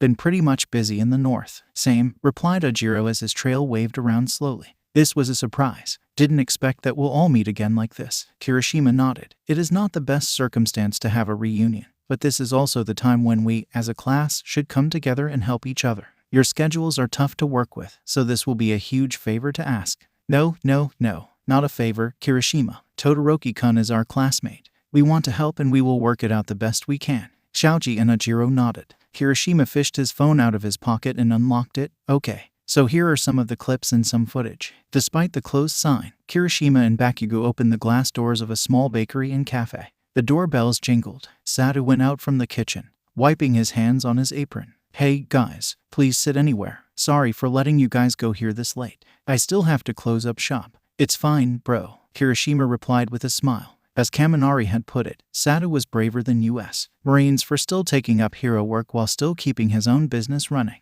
They decided to sit near the counter. A few minutes passed with Sato running around when the doorbell jingled again. Tokoyami and Kuda entered, a few stray cats walking by their feet. We're back, Tokoyami announced as he placed paper bags on the counter. He looked at Kirishima and Bakugo. Yo. Hey, Tokoyami. In a while, said Kirishima. Ever the social butterfly. You, too, Kuda. Kuda nodded, looking down at the strays walking between his feet. Sato reappeared from the kitchen, holding a plate of crumbs. Kuda, thank you for bringing some of them. I've been having trouble with handling some wastes like these. It's better to give it to them, Yano. Tokoyami clenched a fist and placed it against his chest. A true hero of all creatures. Kuda nodded, telling the animals to eat. As the cats started to busy themselves with food, the trio went over to where Bakugo and Kirishima were sitting. So, said Tokoyami, what's the plan? Who, remarked Aoyama, drumming his fingers. So, that's what it is. Good plan, I like that. Ida chopped at the couple's direction. I see. We will do whatever we both can to assist this mission. So, Aoyama drawled. Bakugo, when will you propose to our lovely Kirishima, eh? Bakugo choked on air. Fuck you. What the fuck? Kirishima rubbed Bakugo's back as he tried to calm down from all the loud coughing. Ida made chopping gestures towards Aoyama this time. Yuuga, that's a personal question. We have a difficult mission at hand. This isn't the right place or time. Aoyama only chuckled, swirling the straw around his raspberry juice. I know that, Tenya, but this is also a reunion of old classmates. We all grew together as heroes, my amore. Have you seen the way Bakugo reacted? There must be some thinking behind it. Fuck off, Sparkles, spat Bakugo. It's none of your business. Ada gave them a smile. You both know that we will stand behind you both with whatever your future plans may be. But right now, we must do what we can to focus all our energy on this case. We must find out about the truth. We couldn't let Todoroki down. We'll save him, even if it's from himself. Bro, it's been a while. Kirishima laughed as Kaminari tackled him into a tight hug. I missed you guys. Mina yelled as she leaned against Bakugo. She was quickly, yet gently shrugged off. Zero was waving at them as he was the last to approach the group. How are you guys? I heard things have been getting good lately. Kirishima asked, beaming. Hey, Zero replied. Dude, it was actually kind of boring lately. Nina nodded. Sure, we're so glad that enormous villain threats stopped being a trend in our area around Shibuya lately, but usually we're just patrolling and doing paperwork. Yeah, we're starting to miss the action, Kaminari said, bumping his shoulder against Kirishima's. We heard Eraserhead requested us to work with your mission. Mina started dialing, placing her phone against an ear. Not here, you idiots, Bakugo said, putting his hands in his pockets and walking ahead. Once Zero closed the door in the karaoke room they rented, Bakugo groaned. Why the fuck here? Well, you didn't want to talk unless it's somewhere not outside. Kaminari shrugged. Zero gave a thumbs up. Yeah, bro. This is a good place for that privacy thing you want. Yeah, Mina yelled. And we can sing and enjoy after. This is the best. Kirishima slung an arm around his boyfriend. Here is fine, don't you think, Katsuki? It's not suspicious too. Sure, we had to give autographs for the staff. We're pro-heroes traveling in a group after all. It's not that subtle. But they can't fault old classmates going to a karaoke bar to catch up. Bakugo sighed. Fucking fine. But no singing unless we finish talking. Four faces brightened with glee and Bakugo rolled his eyes. A few moments passed with them just looking at the blonde with anticipation. He sighed again and muttered under his breath, fuck, why am I turning into fucking Eraser? Then to the others he said, no one in this room haven't seen the shit that Half and Half did to Deku. We all fucking know how fucked up it was. So, we need all hands on deck. We'll round up members of class and figure out what's making that bastard be a worse bastard than he already. Before any one of them can form a response, a short knock sounded against the door. It opened, purple hair and tired eyes appeared. He sighed when he saw familiar people and entered the room, closing the room behind him without a sound. Hitoshi, Kaminari grinned, scooting away from Zero. He tapped the now empty space on the couch beside him. Here. Shinsu just blinked at Kaminari for a few seconds before sitting wordlessly beside him. Kaminari immediately leaned against the purple-haired man's shoulder. How's your training with Eraser today? Instead of answering, Shinsu looked at Bakugo. Eraser passed on all of the information everyone knows so far. No need for the brief. What can I do to help? Help? Zero frowned. Are we sure we're going to help Todoroki? What if he doesn't even want the help? That'll be tricky. Worse, Mina replied. What if he has no idea that he even needed help? What if he isn't even aware that something is going on with himself? That's our presumption as of now, Shinsu said, voice low. Todoroki doesn't seem to be the type to look too much into things. Never have. There's a high possibility that he has zero awareness that there is an internal issue going on with himself. probably because of his current influence and isolation. So, Shinsu continued, looking at each and everyone in their squad. We have to be around him enough until he gets it. Until he realized that something is really wrong with himself. Sure, said Mina. But at this point, how do we do this? We can. Kaminari started to reply. Hiroshima and Bakugo caught each other's gaze and they knew. They knew. The game has begun. Shouto was lying on his bed, face against the mattress, hands by his ears. The series of events back in Aizawa's office haunted him for days now. Somehow, he couldn't shake it off his mind. The way Deku had approached him, slowly, as if he was afraid and hesitant.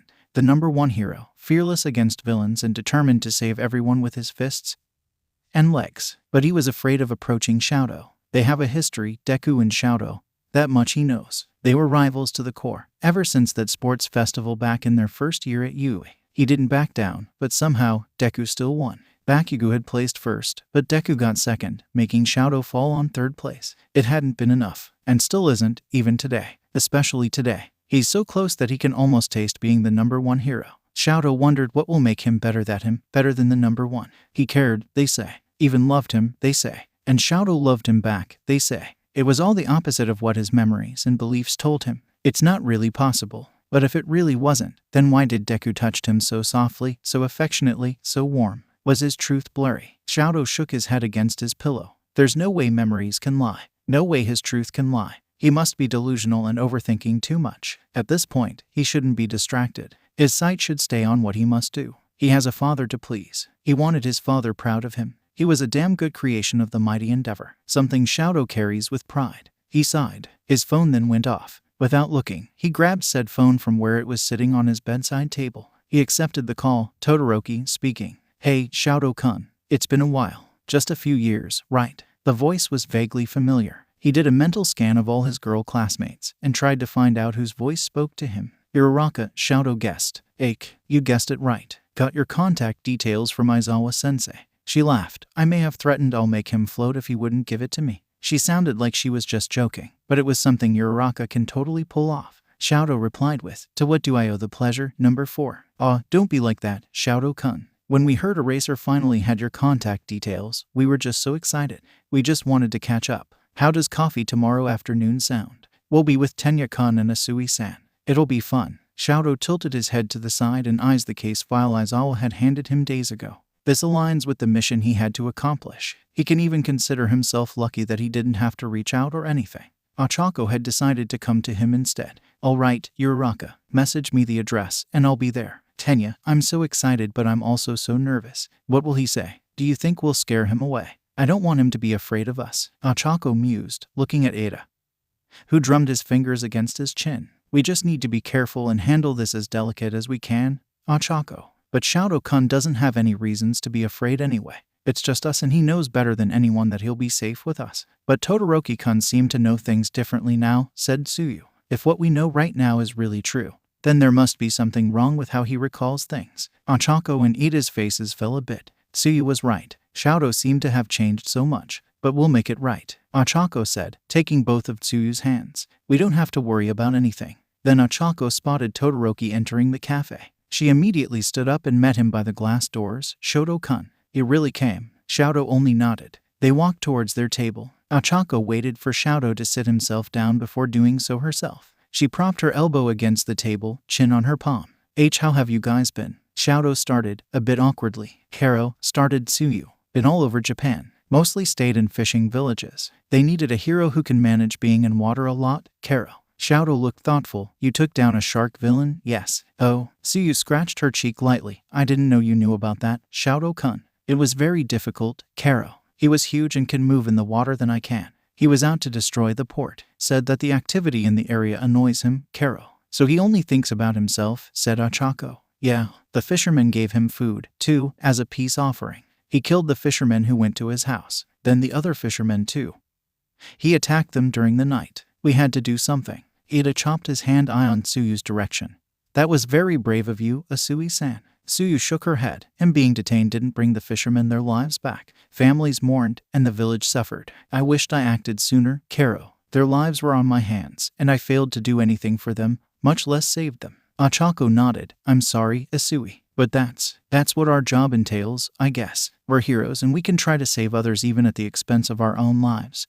But we can't save everyone. We can't save the world, and that's a hard fact. 𝐸𝐴 nodded. A tough pill to swallow, indeed. Shouto turned to 𝗬𝗪. I'm sorry for bringing that up, 𝗬𝗪. 𝗬𝗪 smiled. That's all right, Todoroki-kun. I have learned from it, stronger from it. We can't bring all the regrets with us, you know. If we will, then we wouldn't be stable enough to do our jobs as heroes. Shouto looked thoughtful, as if he was thinking hard about something. After a few moments, he eyed Ochako. I know you've been doing a lot, Uraraka. But can you tell you about it? Sure. Most of my hero work had to do with protecting the children. It was a bit too much to handle because kids tend to be really hyperactive. But I just needed to be just as hyperactive as them. She hummed. There was this gang that started to kidnap children from amusement parks and playgrounds in the suburbs. They sell children's organs or sell them for sex trades overseas. I felt the same as 𝗬𝗪. Kids were robbed of their future, robbed from the families who care and love them so much. They were gone too soon, Yano. So, I did what I have to do. But you rescued more than 100 children at that raid,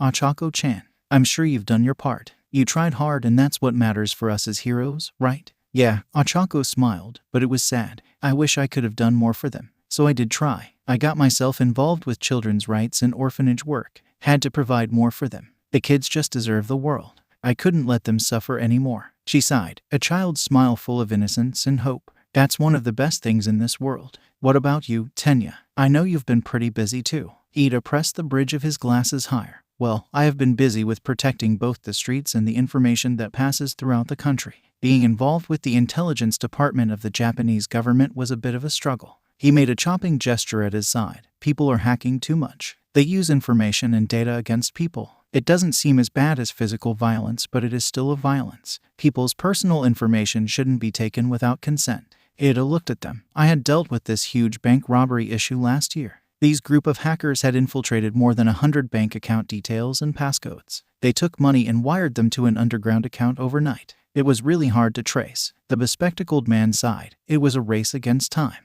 Whenever we traced their IP address, they immediately moved to another one, making them disappear as quickly after we find them. It was a matter of how fast you move in order to pinpoint their exact location. Ochako nodded. Ooh, but knowing how fast you are, Tenya-kun, I'm sure you've found them. That I did, after more than 100 failures. But I learned so much. It was a test of tenacity and endurance, as expected of a real pro-hero work. Shouto looked at his classmates. They mostly look the same, speak the same, move the same. Their habits and mannerisms are still there, but there's a different air about them. They're more mature and more experienced. They have come a long way with what they learned from the field. They're much, much more now. They're still Shouto's classmates, but not really. Time had changed them, but for the better. Shouto felt shame. What about you, Shouto-kun? Ochako inquired. How have you been these past few years? I'm sure you've had more difficult experiences than we did.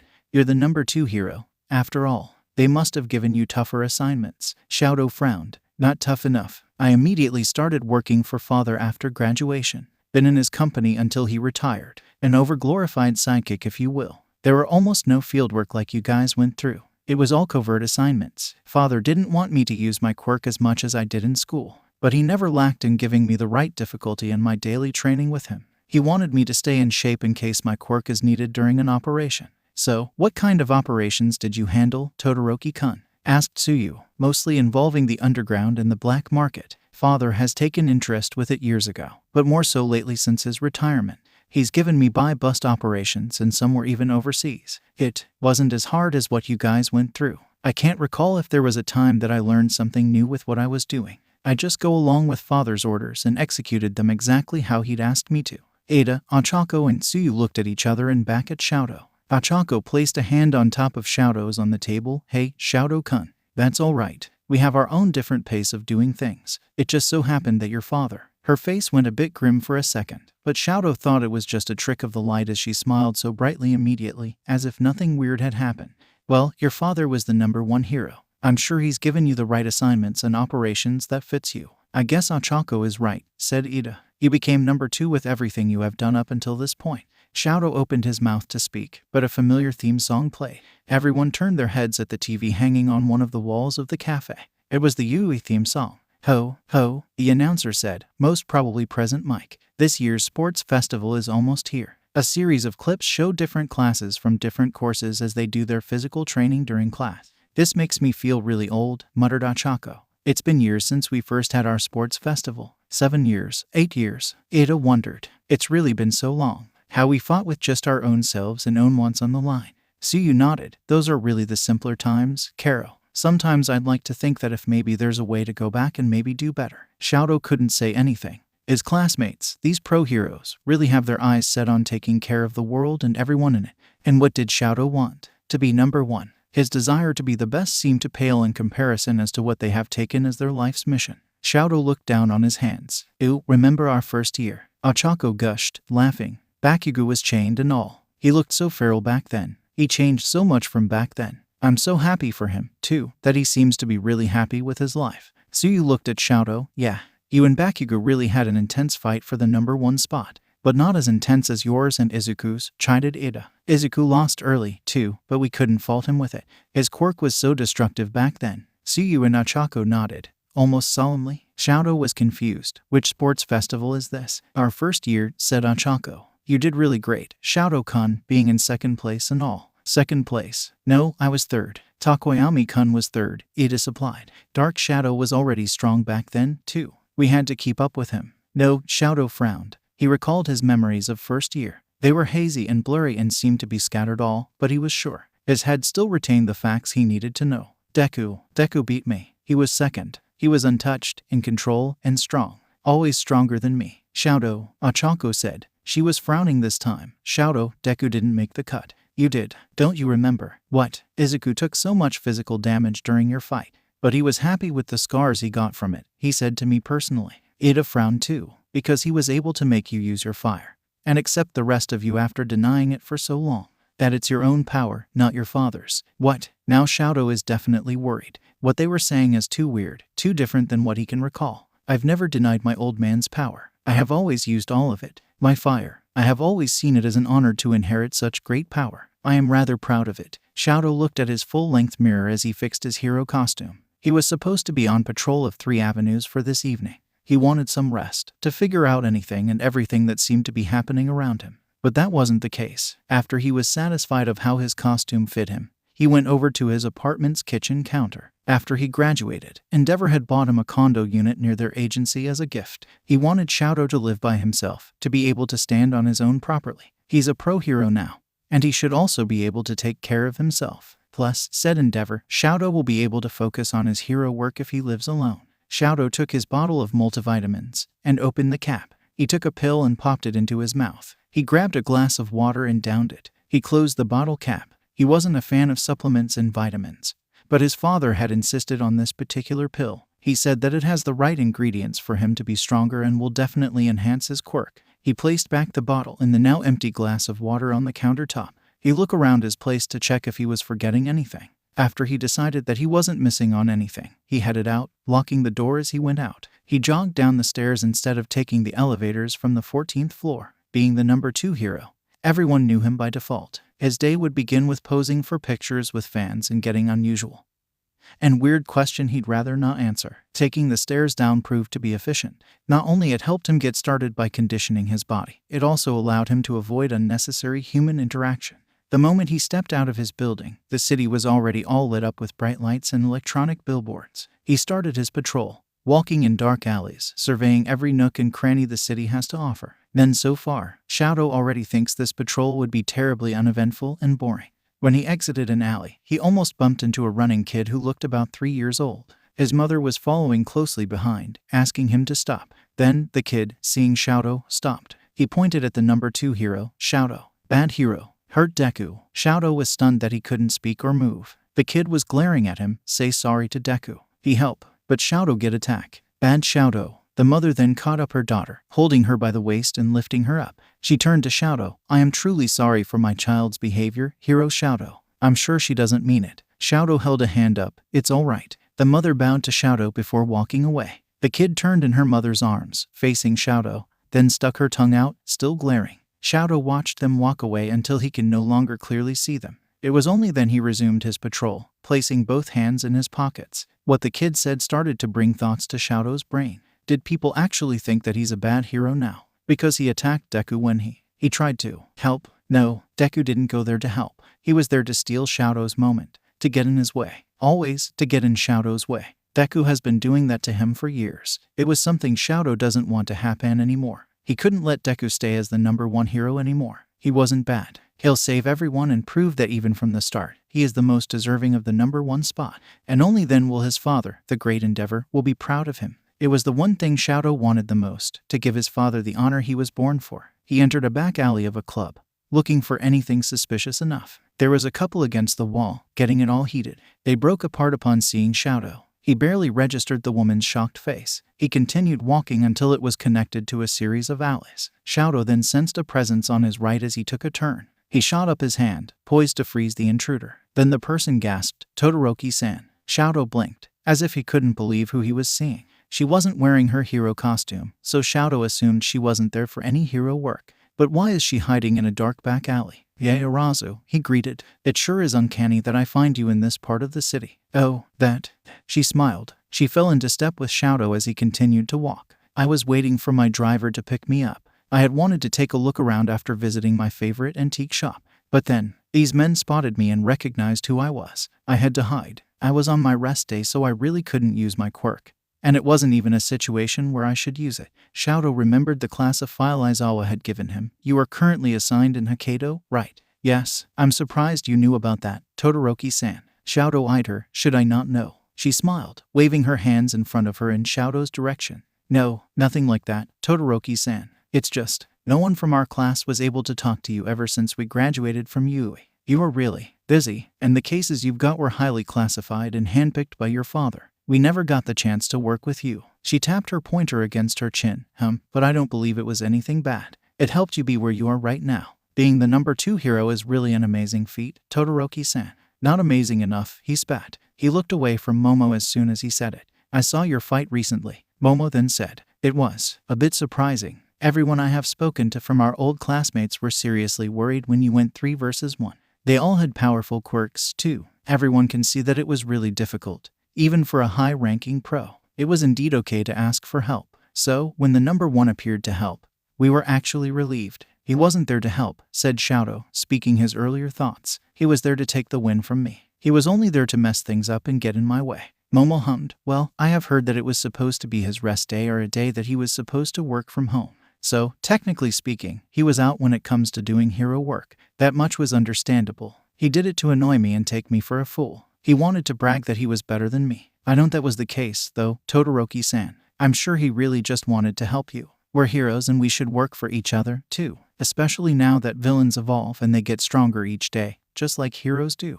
Remember high school? He always intended to get in my way. He was selfish, wanting to get all the praise from Eraserhead, All Might, and the rest of the school faculty. He deliberately beat me just to get in my face, boasting that he was All Might's chosen one." Momo frowned. "Todoroki-san, are you sure about that?" "I have never been sure in my entire life, Yaoyorozu. I have hated that Deku ever since I saw him." Momo smiled, but it was sad. "All right, Todoroki-san. I understand that you hate him so much." They took a turn. "But can I ask what are those specific times? The ones you can only recall. It has been years, after all, that made you really hate him. If that's really all right with you, of course." Shouto tried to remember. A wave of headache rushed through him, but he decided to ignore it. He recovered memories in which he felt really humiliated by the #1. The times where he was defeated and failed to carry out what he was supposed to do. "The sports festival back in our first year," started Shouto. "More headache. He defeated me during the cavalry battle by cheating. He used his quirk with unfair tactics. Then, during our one-on-one fight, he was completely able to punch through all the ice walls I made. He was even dodging my fire. I kept on attacking me even after I was unable to move and out of the border." "Really?" Momo said. "That's really harsh. But do go on." "Ever since that, he has taken away from me all the times where I should be able to shine and impress father.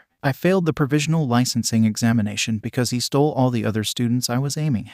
He passed because of it, and I was left to deal with the consequences because the timer had ran out." Shouto frowned through the floating pain in his head. "I hate him with my entire being. He was always ahead of me, always running in front of me. He was the only thing that always stood between me and the top. He should be so smug up there, because I'm surely coming for him. But don't you think you're being too rash and reckless about this?" Momo asked. Shouto knows that she's asking with good intentions. But today wasn't his day. So he said, "So what if I am? What makes you think that it is any of your business? You didn't even make it to the top 5 heroes." Momo stopped walking and wore a very shocked and hurt expression.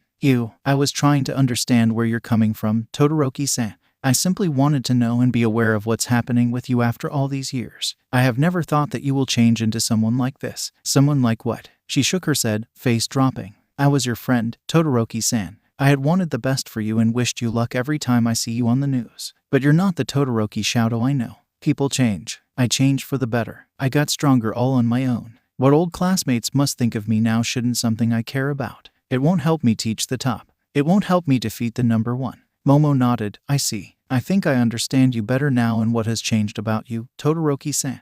And I would like to say that I have changed, too. We all did. That's a normal thing as we grow older. But I would like to ask one thing. When Shouto didn't say anything, Momo continued. I would like to ask if this is the path you truly want for yourself. You don't have to answer right now. I want you to think about it really deeply. I want you to really ponder on what's important to you, regardless on who you want to please and who you want to defeat. I'd like to know what you want for Todoroki Shouto, and for him only. She then smiled, but it didn't reach her eyes. It was nice catching up with an old friend. But I have to go for now. Oh, remember Ashido Mina? She's throwing a party next week with our old classmates. You should come. It would be really interesting. Knowing how people change and yet how people still manage to stay the same and true to themselves. Plus, it's a party. You need to chill once in a while, too. Shouto nodded. The tendrils of the headache all but gone now. He can investigate further into this mission he was given. And a party where he can meet many of them can really forward his task at hand. Momo seemed to be older and wiser, more mature, but her character was practically the same. So, she's not the one Shouto should be after. Momo waved at him as she walked away. Sorry for talking you through your patrol, but it's good to see a dear friend again. Good luck, Todoroki-san, and I'll see you again soon. Shouto looked down on his phone again, rereading the message forwarded to him about this evening's rendezvous. Momo had attached a very comprehensive map along with the address. It should be around the street he was walking on for 10 minutes now. Actually, Shouto was walking along the street and back again thrice now. He couldn't seem to find that bar called timetable indicated in the message. Every establishment has its neon signs, but there was none of the said bar around the area he was navigating.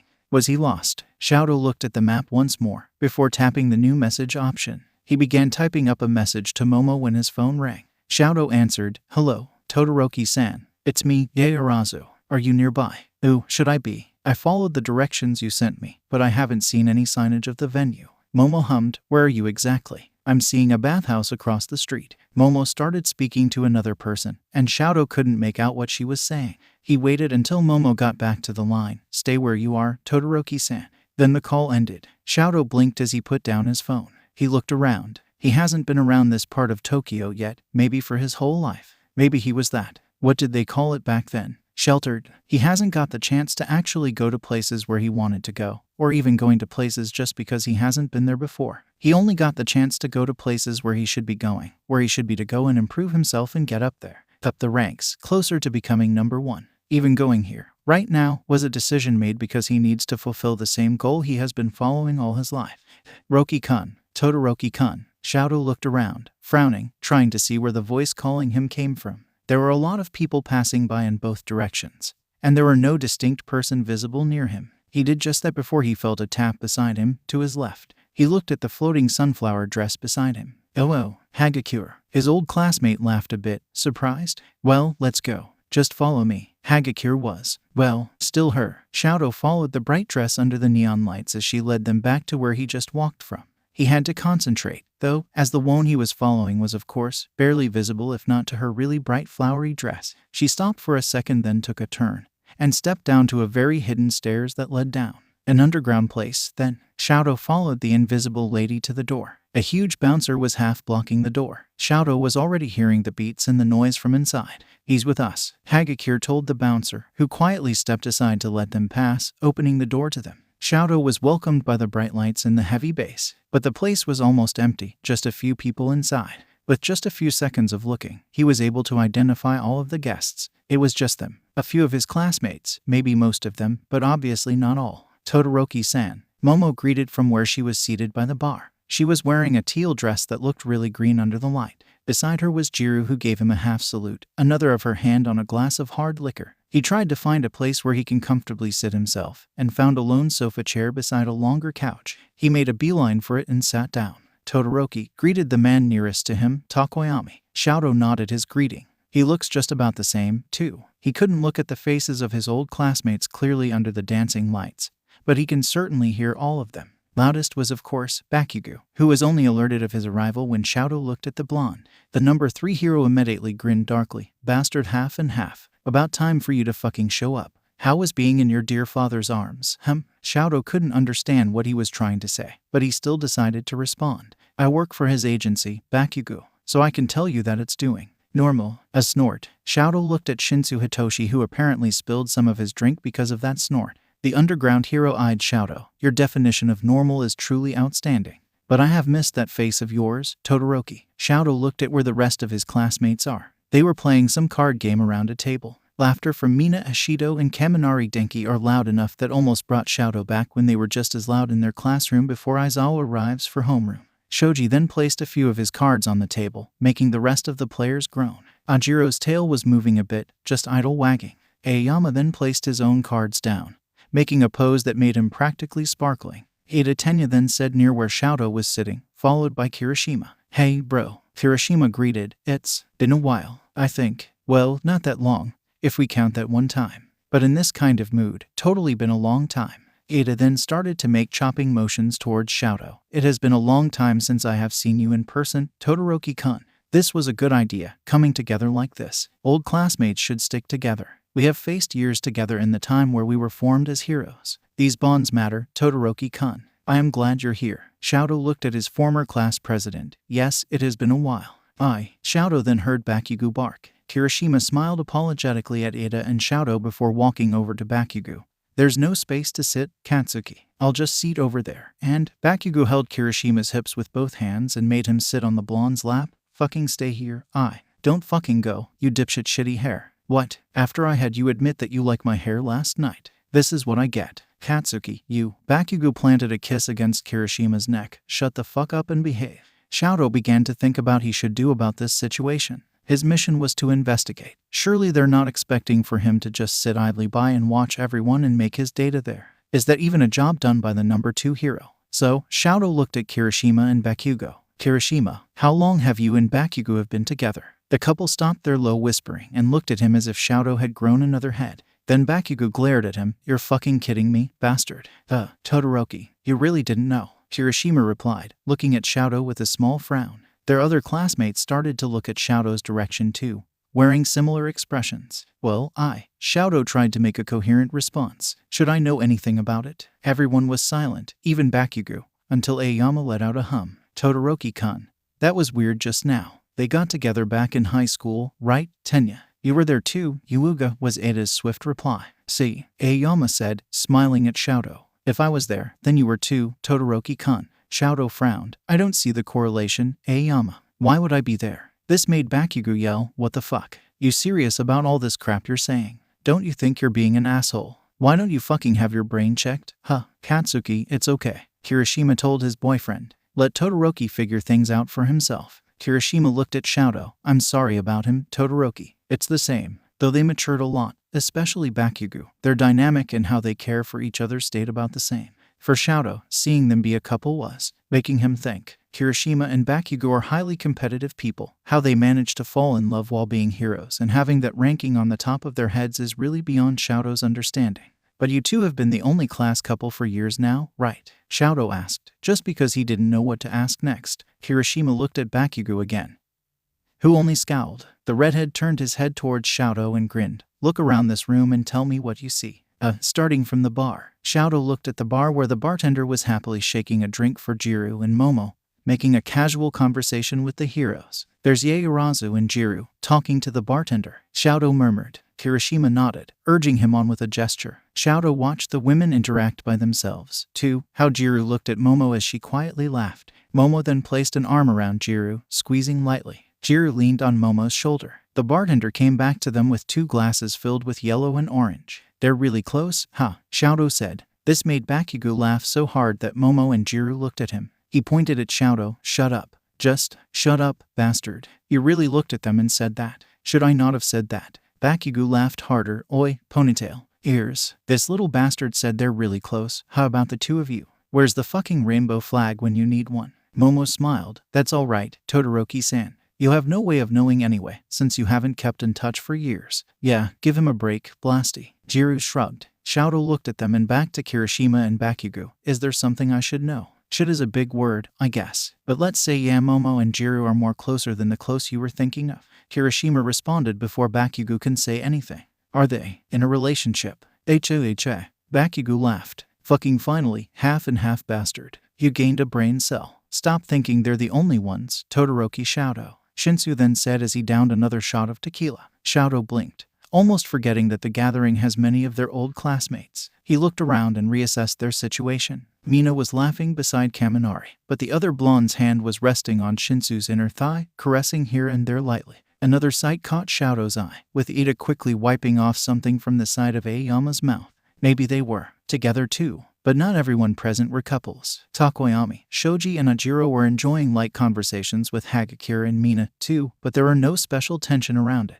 It was pretty obvious now who are together within his old class and aren't. He wasn't paying attention to that, even though it was one of the most obvious things in front of him. Maybe this was the kind of attention Shouto needs in order to fulfill this mission. Over the years, he hasn't been one to actually socialize with people. All of his missions needed him to be unbiased, objective, straight to the point. Usually, he just needed to use his quirk and go. He never had to pick up social cues and even observe human interactions. This investigation was assigned to him because he should be the best hero for the job. He needs to find out who among his classmates are acting out of the ordinary, and yet Shouto feels like he was at a loss. These people, he hasn't seen them or been with them for years, and he can only vaguely remember these people even when they lived together and studied together in the same classroom. How can he find out who's the odd one when he couldn't even be sure how they act normally at this point?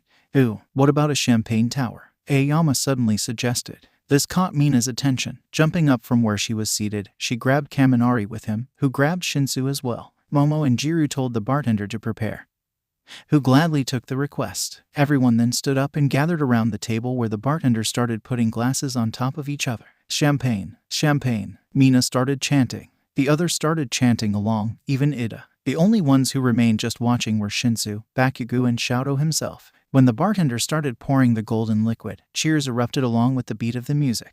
Shouto looked at his classmates one by one. Surely, they were still acting akin to how they did back when they were at Yui. They grew up, but somewhat. Their energy stayed true to their core. And the glasses were distributed. Even Shouto got one. Now, let us clink our glasses in the count of 3. Ida yelled. 1, 2, 3. Glasses clinked against each other. Kampai. Shouto looked at the champagne for a moment before drinking it. Then, he found himself asking for more. And more and more. Time passed, Shouto thought.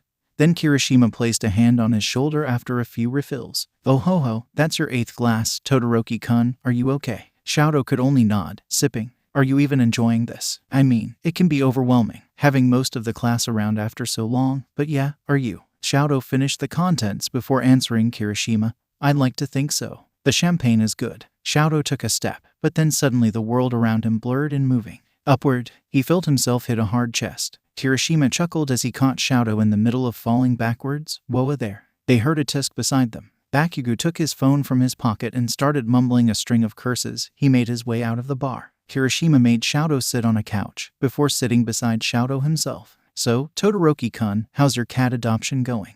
Hagakure asked him. Shouto had his glass refilled with champagne and was sipping it. Shinsu looked at Shouto as well. Yeah, you did say that before. I want to adopt a few myself too, but I guess Denki will do for now. What? Kaminari asked, looking at Shinsu, who reached and rubbed the other blonde's head and gave him the littlest of smiles. I don't remember saying anything about cats, though I don't think father will allow me to adopt anything. I must be focused on my hero work, which keeps me occupied to be able to have time for one. You don't remember? Hagakure replied, her voice a bit sad. That's a bummer, but I guess it's only natural since it's been years. I just remembered because you seemed so serious when you said it. I thought you're going to actually do it. There's so many things Todoroki-kun couldn't remember, don't you think? Mina wondered. It can be really worrying. Shouto blinked and looked at her, having another glass of champagne. But I'd like to think my memories are pretty much intact, Ashido. Are you sure about that, Todoroki-kun? Ida asked. There were a lot that happened in high school anyway, Momo replied. Too many to count. Maybe that's why the more significant events that happened before overshadowed the small ones. It's hard to remember everything vividly to me, too. Shoji nodded. That's right. But whenever I remember what happened back in our first school trip with the Pussycats, I can still see some moments as if they happened just yesterday. That, Takoyami began to say, was an experience for me as well. It was a time that I wasn't in sync with Dark Shadow that well. I'm still thankful for the people who were there for me. Those were one of the hard times, Kirishima responded. I was one of those who could only wait and couldn't do anything. But I can still really feel the emotions I felt back then. I can only imagine how you who were actually out there feel. Right, Todoroki-kun. Shouto frowned as he finished his glass and going for another serving. I wasn't there, though. If my memory serves me right, I was with the rest of the class in the cabin. I wasn't heavily involved much with things that weren't part of Yui's curriculum. Shouto watched as Kirishima eyed Ida. Their former class president was about to say something when Bakugo opened the door and entered the bar with a scowl on his face. He sighed and sat beside Kaminari, the only space left. The other blonde started murmuring, "Was that Izuku?" But Shouto caught it. His vision started to gain spots and he felt himself standing up. Deku. Was that Deku? Whoa, whoa, whoa. Todoroki, you should sit, Kirishima exclaimed. Bakugo looked at Kaminari. What the fuck, Pikachu? I told you not to say something remotely about that piece of broccoli. Shouto started to lose his bearings, his mouth moving on its own, but his hearing seems to have been muted. He moved closer to Bakugo. He vaguely heard glass shattering, but he was already on his way. Shouto leaned down to where Bakugo was sitting. Tell me, where is he? Calm the fuck down, half and half bastard. Bakugo bellowed. You turn into a raging bitch at the sound of his fucking name. Tell me, Bakugo, I need to defeat him. Right now. Various voices of his classmates started to make Shouto's head spin. They were all reacting, saying something, but he already failed at listening. He needs to get to Deku, beat the shit out of him, and claim the #1 hero spot. And he needs to do it now. He swept his gaze around the room. Bring Deku to me. But the same movement made his head spin even faster, his vision blurring quick, losing his balance. He ended up seeing the ceiling as his eyelids went all heavy on him, but there weren't any pain. Bring Deku to me. Downing the daily dose of his multivitamins with a glass of water, Shouto opened his email inbox. There were a few correspondence between the agency staff and his father that somehow went to his mail. Ignoring them, he clicked on one with the headline, Invitation to Class Reunion, U.S. School Grounds. It was a short mail, sent by 𝐬𝐬𝐬𝐬, informing him of a class reunion this weekend. Shouto remembered next to nothing the last time he spent his night with his old classmates. His memories hazy at best the moment the alcohol entered his system.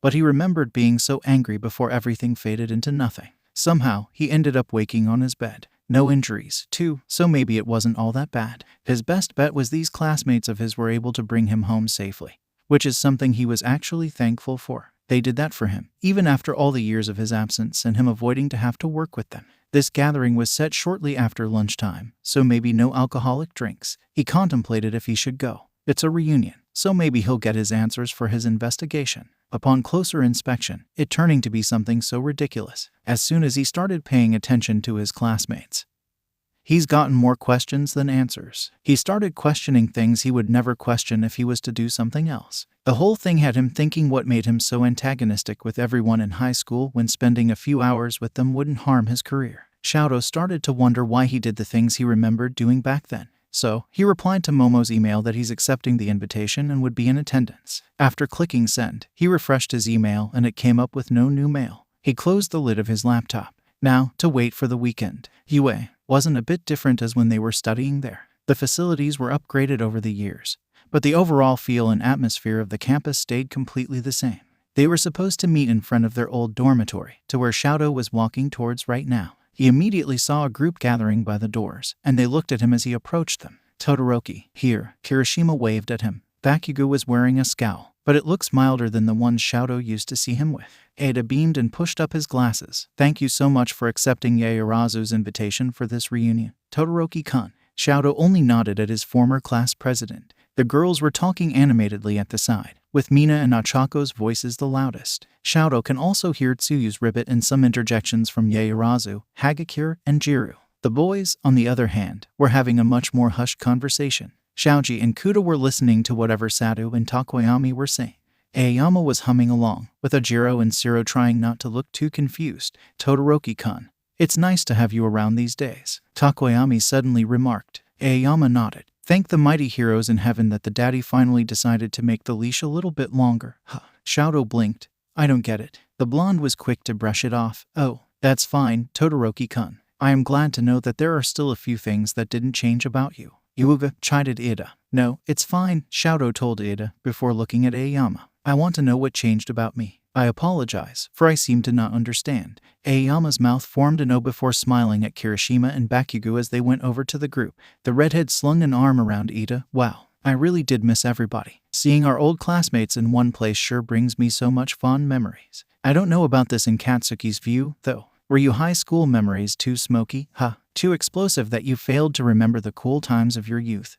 Bakugo snarled. I'm fucking disappointed with that piss poor attempt. Ijiru. Try again. Kirishima grinned, sharp teeth on full display. Thanks for the encouragement, cats. Love you. Bakugo rolled his eyes, but he still mumbled something that was akin to love you too, dumbass, that made Shouto look away. He felt like he shouldn't have heard that. It felt intimate. He ended up clearing his throat, awkward. The girls then walked over to them. Ochako smiled at him brightly. Shouto-kun, you made it. I'm glad. I thought you'd be really busy with all the assignments your dad usually give you. Me coming here is part of the assignment I was assigned to. Shouto wanted to say, but he opted not to. Instead, he said, I don't see the reason to decline. Ochako nodded. That's really good. It's nice that you're coming out of your shell again. You seem to like yourself a little bit more. Shell? Yeah, you started going to our meetups for once.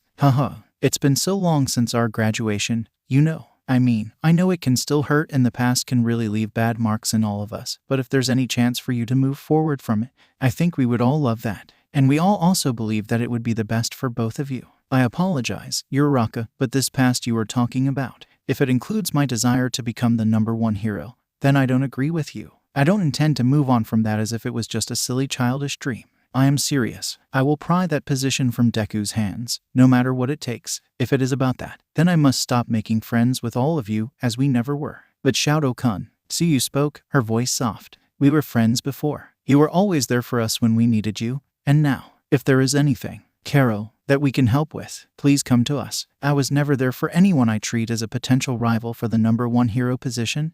Tsuyu, I will save people. I will be there for people who need the #1 hero to save them. But I will not be there for people who can only take advantage of my help and gain ground. I will not let that happen. As much as it is great to be called #1, Todoroki-san, not everyone wants that. Ieyasu then said, I believe, as I have known you before, you didn't want that for yourself either. Yeah, agreed Jiru. You seriously rocked back in high school. Dude, going against daddy's wishes to go to the aid of your friends even without a single word. Completely correct, said Ida. You have saved my life from the hero killer, Todoroki. Don't you forget that. You have been there for us despite everything.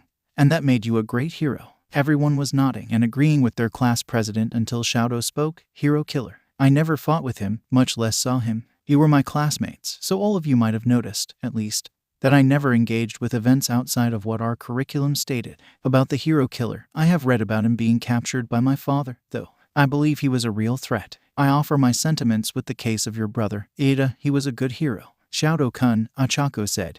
Almost a whisper. You were always at the front lines. Yeah, man, Kirishima nodded. We were Eraserhead's problem children who gave him the best headaches before. We caused everyone a lot of trouble, haha. Ada made a chopping motion towards him. You almost threw hands with the dog-headed chief of police. Before Shouto can say something, anything, Kaminari came running towards them. He slung his arms around Kirishima and Bakugo, putting himself in between the couple. Kaminari gave an apologetic smile. Sorry, guys, we were late. Itoshi wanted to take a look at the new cat cafe near the campus, so we stopped by for a while. But when he saw Shouto, his smile was gone. Oh, Todoroki, you're here. He whipped his phone and dialed so fast, aggressively whispering something to Kirishima. The redhead's eyes widened and they started to act really weird. Hey, Katsuki, can you please watch over these guys? Denki and I need to do something real quick. Kirishima leaned to kiss Bakugo's cheek before they left, half running to where they said they needed to go. But it was all too late. Upon seeing Shinsu's purple hair and the green hair walking beside it, Shouto's brain functions halted. His system issued one command, and one command alone, attack. He felt himself moving without thinking.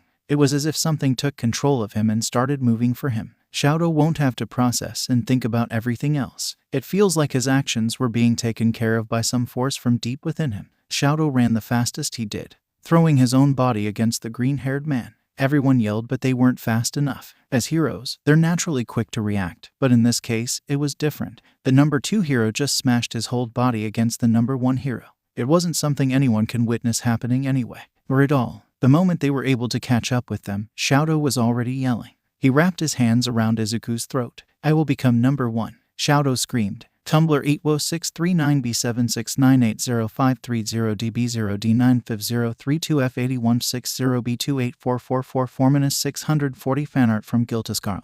Tumblr, Izuku only smiled at his person, as he was being strangled. He could have easily escaped the man sitting on his stomach and hands around his neck. But everyone seems to understand that he chose to let Shouto do this, that maybe Shouto won't actually push through with what he intended to do. Izuku reached out his hand, trying to reach Shouto's face, to hold it between his palms. He started to speak, his voice only for the two of them. Shouto, it's me. It's Izuku. Is this what you really want, Shouto? Shouto cried out, trying to tighten his hands. Izuku pressed on. Do you really remember me correctly, Shouto? The other man's mismatched eyes widened, his face contorting into a frown.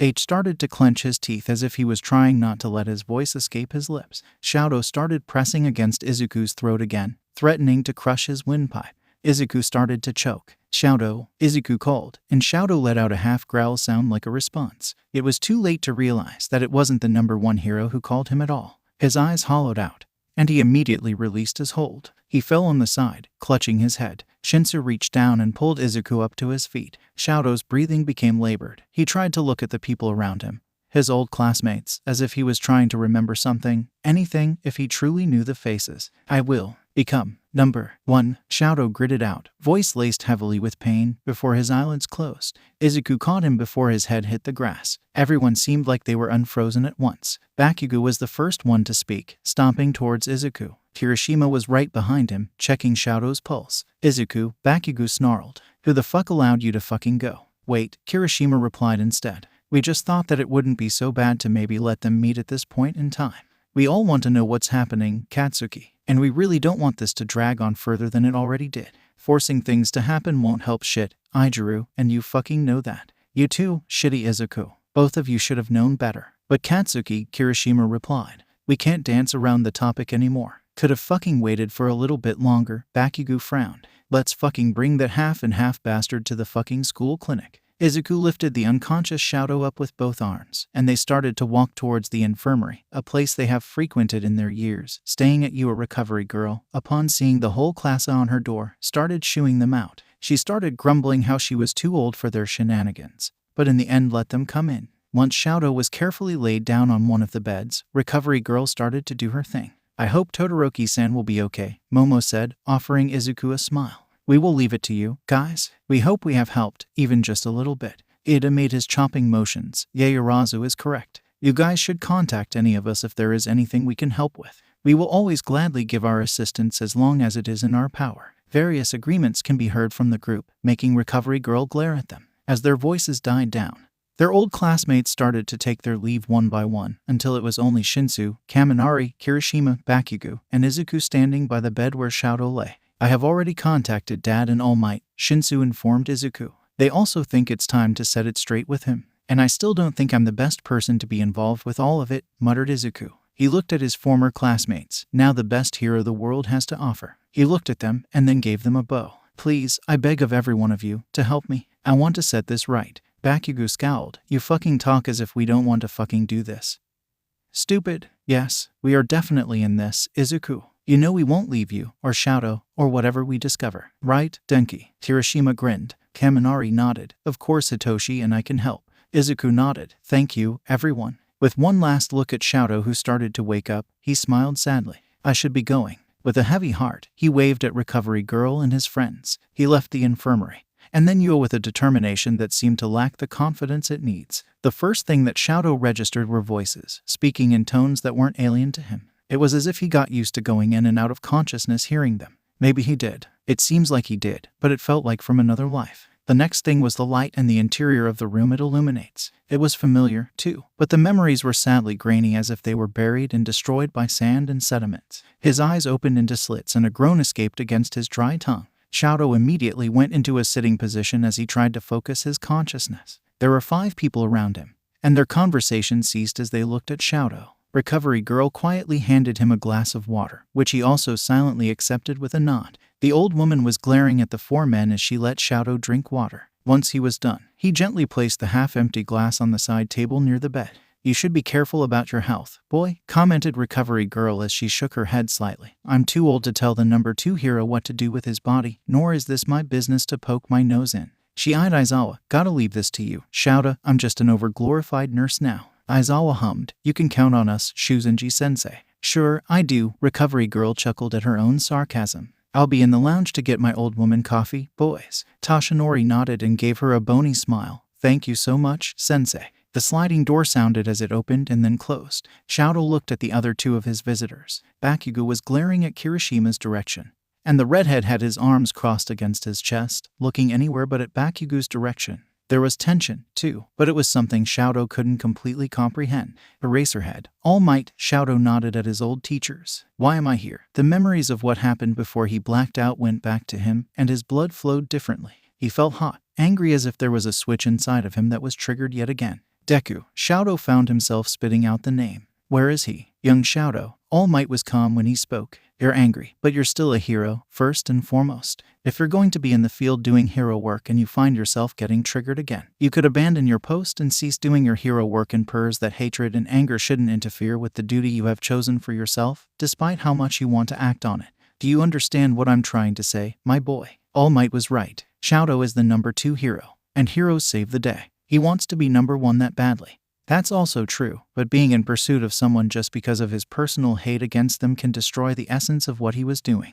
The place Shouto wants to be in, the title of the number 1 hero, entailed something more than the defeat of the one on top. He looked down on his hands, remembering the feeling of how they closed around Deku's neck. We can help you, my boy, All Might said, if you would let us. Help me? With what? Remember your mission, Hero Shouto. Eraserhead spoke. Do you remember what was asked of you? I was to investigate Class A as someone was recently acting as if they weren't themselves. That someone, a member of Class A, was witnessed to display abnormal behaviors. Shouto frowned, examining every interaction he's had with his old classmates the times he was with them. A member of Class A, Shouto murmured. I am also a member of Class A, and it's me. I'm the one who behaves weirdly, right? They've been telling me I kept on forgetting things and that I'm not how they remember me anymore. I'm Class A's anomaly. Fucking finally, muttered Bakugo. Eraserhead nodded. It was what we wanted you to realize, Shouto. If we just had you come in and told you that you seemed to be not the Todoroki Shouto we knew, you would never have believed us. But by letting you mingle with your old classmates and letting them react to your behavior was our best way of showing you what was happening with you. Something must have happened to you, Shouto, Kirishima said. It's been hella weird to be around you sometimes because it feels like everything is still you but how you see us and remember everything. No offense, man, but it was all wrong. No offense taken, Shouto responded. How bad was it? Too fucking bad that we had to do all this shit for your damaged brain. Bakugo rolled his eyes. There are so many strings we had to fucking pull just so we can have this fucking conversation right now. So, how bad can you think it was? Then, what do I need to do now? Shouto looked at All Might to Eraserhead, then to Kirishima and Bakugo. We assume your father wouldn't be too pleased with this. Development. All Might cleared his throat. Especially that you're a bit more aware of what seems to be happening with how to recall things and how to act around certain people. Father would like me to abandon knowing more about this and go back to my hero work immediately, nodded Shouto. That's where a choice comes in. Eraserhead blinked as if he was trying to fight off sleep. You can freely learn more about your situation under the guise of an official yet highly classified mission under the agency so that your father wouldn't be able to question anything. But that is, if you agree to such arrangement. How can I know more then? Eraserhead looked at Kirishima and Bakugo. We will have you live with your old classmates and 2 of the best heroes in your generation, Red Riot and Ground Zero.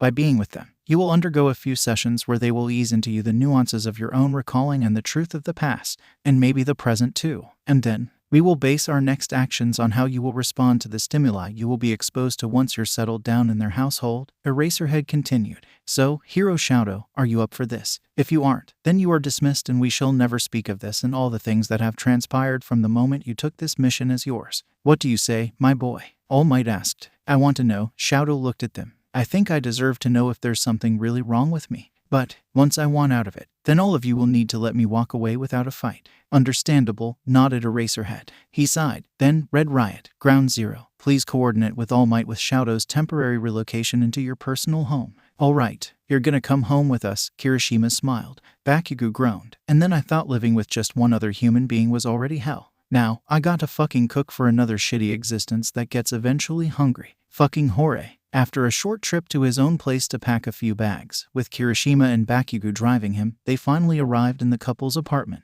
Shouto may have been a little bit intimidated about how they painted their door, but the inside of the place was a bit too normal. It looked like an ideal home for two. And it doesn't look like that it's been housing a couple whose jobs entails a few trips to the nearby hospital in a span of a few days. It looked normal, a place well taken care of. We have a spare bedroom, don't worry, Kirishima chirped as he took a few shirts from where they were draped over the couch and dumped them into a hamper. He then opened a room. Here, you can settle down as soon as you want. We'll prepare some food. Is that okay? Shouto, who was still by the door with all his bags, nodded. Bakugo took some of his bags and silently walked to the spare bedroom Kirishima offered. Shouto took that as a cue to follow. What took his attention as they walked towards the room was the pictures hanging on the walls. First, it was of Bakugo and Kirishima's own pictures when they were still toddlers, then pictures with their respective families, then of their middle school graduation. Shouto had to control himself as Deku was smiling in the background for Katsuki's. Then, the pictures after that made Shouto all the more confused. It was of 𝗂𝗧𝗏 during their first year, and Shouto found himself standing between Ida and Deku. He didn't look angry or against being there. The next pictures were of what they dubbed before as the Baka Squad. Next was of 𝗂𝗧𝗏 again, this time wearing their hero costumes. And then there was a bigger picture of just Kirishima and Bakugo, with the redhead grinning, arms around the scowling blonde as snow fell around them. More confusion flooded in as the next picture was of 4 people. Their faces and body language said a lot about how they appreciate each other's company. Bakugo wasn't frowning or scowling for once, as he has his arms around Kirishima, looking at the redhead with a soft smile. Kirishima was grinning at the camera. The other 2 people were in each other's embrace. They had their eyes closed as they smiled. They looked so comfortable with each other to the point that Shouto felt an alien warmth spread in his chest as he looked at himself in Deku's embrace and Deku in his. I have no idea what fucked up your brain, but being a shit standing there won't fix anything, Bakugo growled. Shouto looked at Bakugo, who was glaring at him, but there was a glint of something else in his eyes. Shouto believes it's sadness, but there was literally no way of making sure. He followed Bakugo, but the way he smiled as he wrapped the number 1 hero between his arms as he squeezed the man against himself was searing quickly into Shouto's mind. How did that happen? How can he look so free and happy being with someone whom he loathed in his memories? How can there be evidence like that when his memories denied that it ever happened? Shouto didn't find it logical to question its legitimacy. It didn't look as if it was edited or magically made by some modern technology he hasn't heard of. He believes that the picture hanging against Kirishima and Bakugo's wall was real, and that was the thing that confused and scared him at the same time.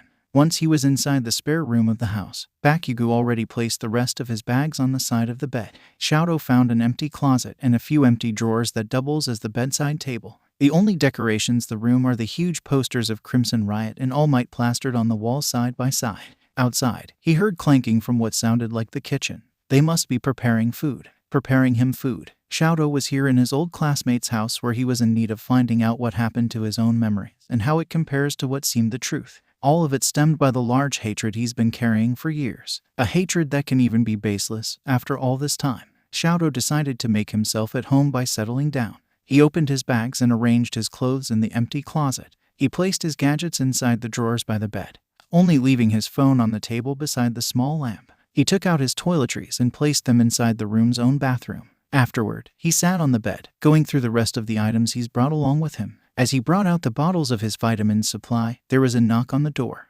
It's open, Shouto called out. Kirishima was the one who opened the door, giving Shouto a small smile. Food's ready. Bakugo cut up a few potatoes and made them his own version of French fries. They're really tasty. Join us in the dining table. Then, his gaze fell on the bottles lying on the bed.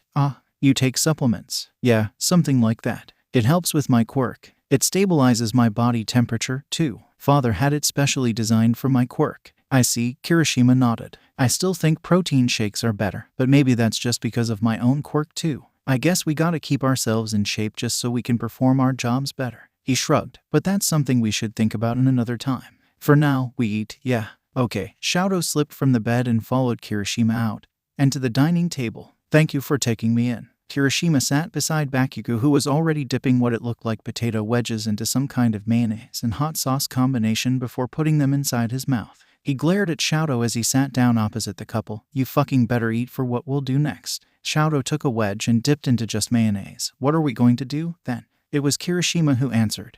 We're going to flip your world upside down as you know it. This is something we'd like to call a sit-down trip to memory lane session. Kirishima smiled as he produced a bottle of painkillers, placing it onto the table beside their food. We need to set some ground rules. We need some safe words, if you will. We really don't wish to harm you, you know. So, we will decide on words you can use when you feel not good. You all right with that arrangement? But before Shouto can answer or respond, Bakugo spoke. Stain, if you feel shitty discomfort in your brain, light pain, whatever, provided that you can still go on with it. Overhaul, if the pain is like a bit more shitty. Stabbing, stinging, if you can still fight the pain and continue. Shigaraki, if the pain gets a bit fucking real, we will stop for a bit for you to rest. But it means you can go back to the session once you have calmed down. And then, all for one, if it's just so fucking painful that we need to fucking stop everything, we will give you painkillers and we will let you go rest and fucking sleep for as long as you fucking want. He scowled at Kirishima. This shit is fine, right? Then, at Shouto, he said, we'll work on these safe words. Remember them. Those are pretty fucking hard to forget when they caused so much shit when we were just students, so we'll fucking start now. Yes, Kirishima replied. What we want you to do now is to recount to us what you remember exactly as you remember them. From the start, the beginning, even from your first day of high school. Forget what you found out now or the days before. Just completely trust your own memories for now. And tell us what you remember without considering anything else at all. This way, we will be able to find out where we went wrong. Okay. Shouto nodded. Good, okay, Shu. You can start talking now, or whenever you feel like it. The floor is yours. Kirishima gave him a bit of an encouraging smile. From the very beginning, then, Shouto took a deep breath and started to speak as he let his mind go back years and years ago, from the day where it all started. He looked at the heroes in front of him. The first thing I can remember was that day we had an assessment test. We were throwing balls to measure strength and power, I believe. None of us did badly, but there was this one person who did really well. I didn't like him, and I believe Bakugo didn't like him either. Bakugo crossed his arms over his chest and looked away. Shouto continued. We had a battle trial after that, and I didn't care much about him again. I needed to finish my tasks as a hero student of Yui. Until we had that USJ attack. I saw him trying to do so much, as if he could not wait to steal the attention of everyone. Shouto frowned. That was what he does ever since before, steal the attention of everyone. Steal their favor, their pity, so everyone will end up siding with him. It was not what a hero should be. Kirishima nodded. Okay, go ahead. And then the very first ever sports festival we had back in our first year. We had that obstacle race. I almost had it, but he cheated.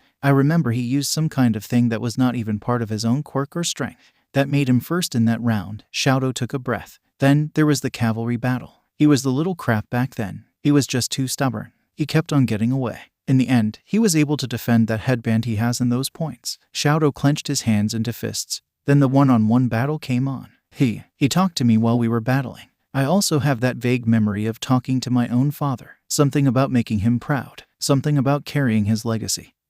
And being the best product he ever has. I had to show everybody that I am a proud son of the great endeavor. And then I believe he even challenged my father, but I could not really recall much about that. Okay, Kirishima replied. How about the fight itself? Can you remember anything about it? Fighting him one-on-one for the first time ever. Shouto hummed. I don't think there's a reason why I should tell. He won, that was it. That, I'm completely sure. I used both my ice and my fire against him, especially my father's fire. I have been a proud bearer of his quirk ever since I was a child. He was merciless. He almost killed off all of his opponents if he wasn't restrained by the faculty. He was a monster. He made his way to the top without showing any compassion to anyone. That's just how he was ever since I met him. Oh, Kirishima nodded. All right, then. After that, it was the hero killer, right? Shouto nodded. Yes, that would be right. He showed off his skills, making Ida feel like he was such an inferior hero when placed beside him. He couldn't help but make everyone in the class, and even in other classes, that he was the superior one, the most heroic one. But in truth, it was just him trying to gain favor as early as he can, especially All Might's favor. But you were there, battling the hero killer, right? No, I don't think so, Kirishima. I had no habit to venture out of my way just so I can flex on my classmates. And in fact, I was with my father that night. We fought 𝗵𝗃. He was the one who people taught defeated hero killer, but that was it. I never cared about his affairs. It was just my affairs that he liked messing with so much. So, no involvement with the hero killer then? No. Okay. We had that forest training camp with the Pussycats after that, right? Shouto nodded. Yes. We had a lot of exercises. And then the League of Villains attacked the forest with the rest of you were still there. If I can remember it correctly, it was because they wanted Bakugo. Shouto looked at the blonde. They wanted you to join them, right? Bakugo scowled. Damn fucking right.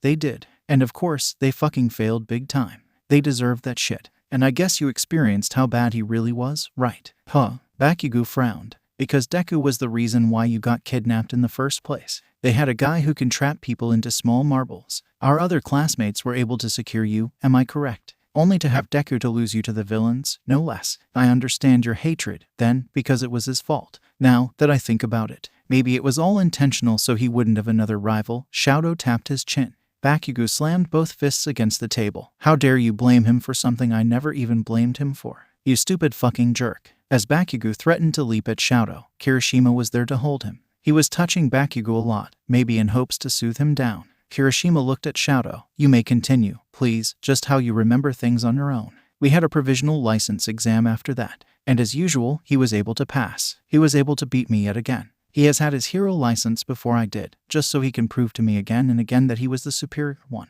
And I had to suffer that loss against him. Shouto frowned. Then, he had that internship with 𝗬𝗏. The party was able to save that small frightened girl from the Yakuza. Again, he got in the middle of chaos.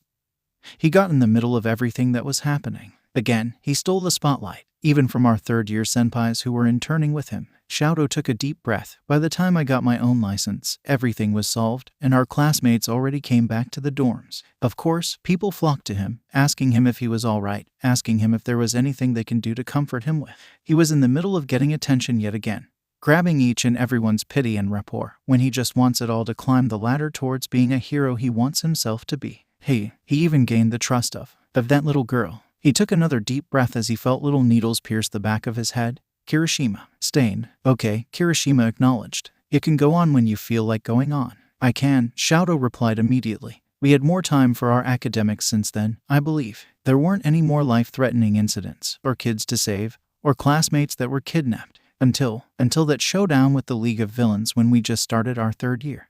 That's right. That was one hell we all went through together. Right, Katsuki? Kirishima looked at his boyfriend who was intently looking at Shouto. The blonde continued to stare. That's fucking correct. We all did our best to help Izuku, then. Without even one of us, everything would have fucking fallen apart. It was a huge fight as if was war. We killed so many fuckers back then. This time, Shouto frowned deeply. I do not think I have participated in that fight. When we were in our third year, we did more of our studies outside than actually leaning inside the classrooms. I spent the most time with my father, the #1 hero at the time. He gave me the best education, more than what Yui can provide for me. But what can I say? I need to graduate and fulfill the necessary steps in order for me to be on the top. But that last showdown where the League of Villains was finally defeated, we were all there, I believe. They tried to ransack Yui for some time, Kirishima replied.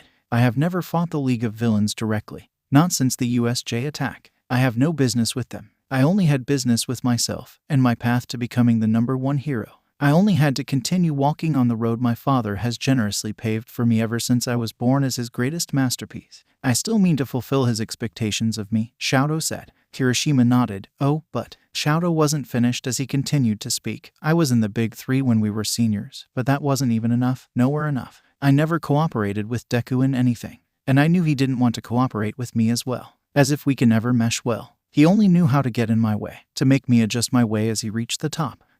He clenched his jaw as the pain in the back of his head sharpened. Overhaul. He tried to regain his breath and make it steady again. He kept on going. After graduation, I was finally free of him, is what I thought. I don't have to see him every day. Taking on missions my father assigns to me was a huge blessing. It prevented me to ever encountering Deku, especially in the streets. He took a few deep breaths before speaking one more. I worked hard for years, as I did most of my missions alone and without any backup from other pro heroes aside from father. I worked harder than anyone I have ever known, to boost my rankings up as fast as I could. But he was still faster. It was frustrating. It makes me hate him so much I believe I can kill him with my own hands. It makes my blood boil to the point that I see nothing but him in my desire to leave him lifeless. Kirishima and 𝗵𝘃𝗁 shared a look. Kirishima then smiled at Shouto rather awkwardly. Okay, so, Shouto, #2 hero. I think you may need the painkillers this time. Are there any more things you want us to know before everything else? I idolize my father. I want to bring him honor, most of all. And I think that's the thing I believe in the most, Shouto replied.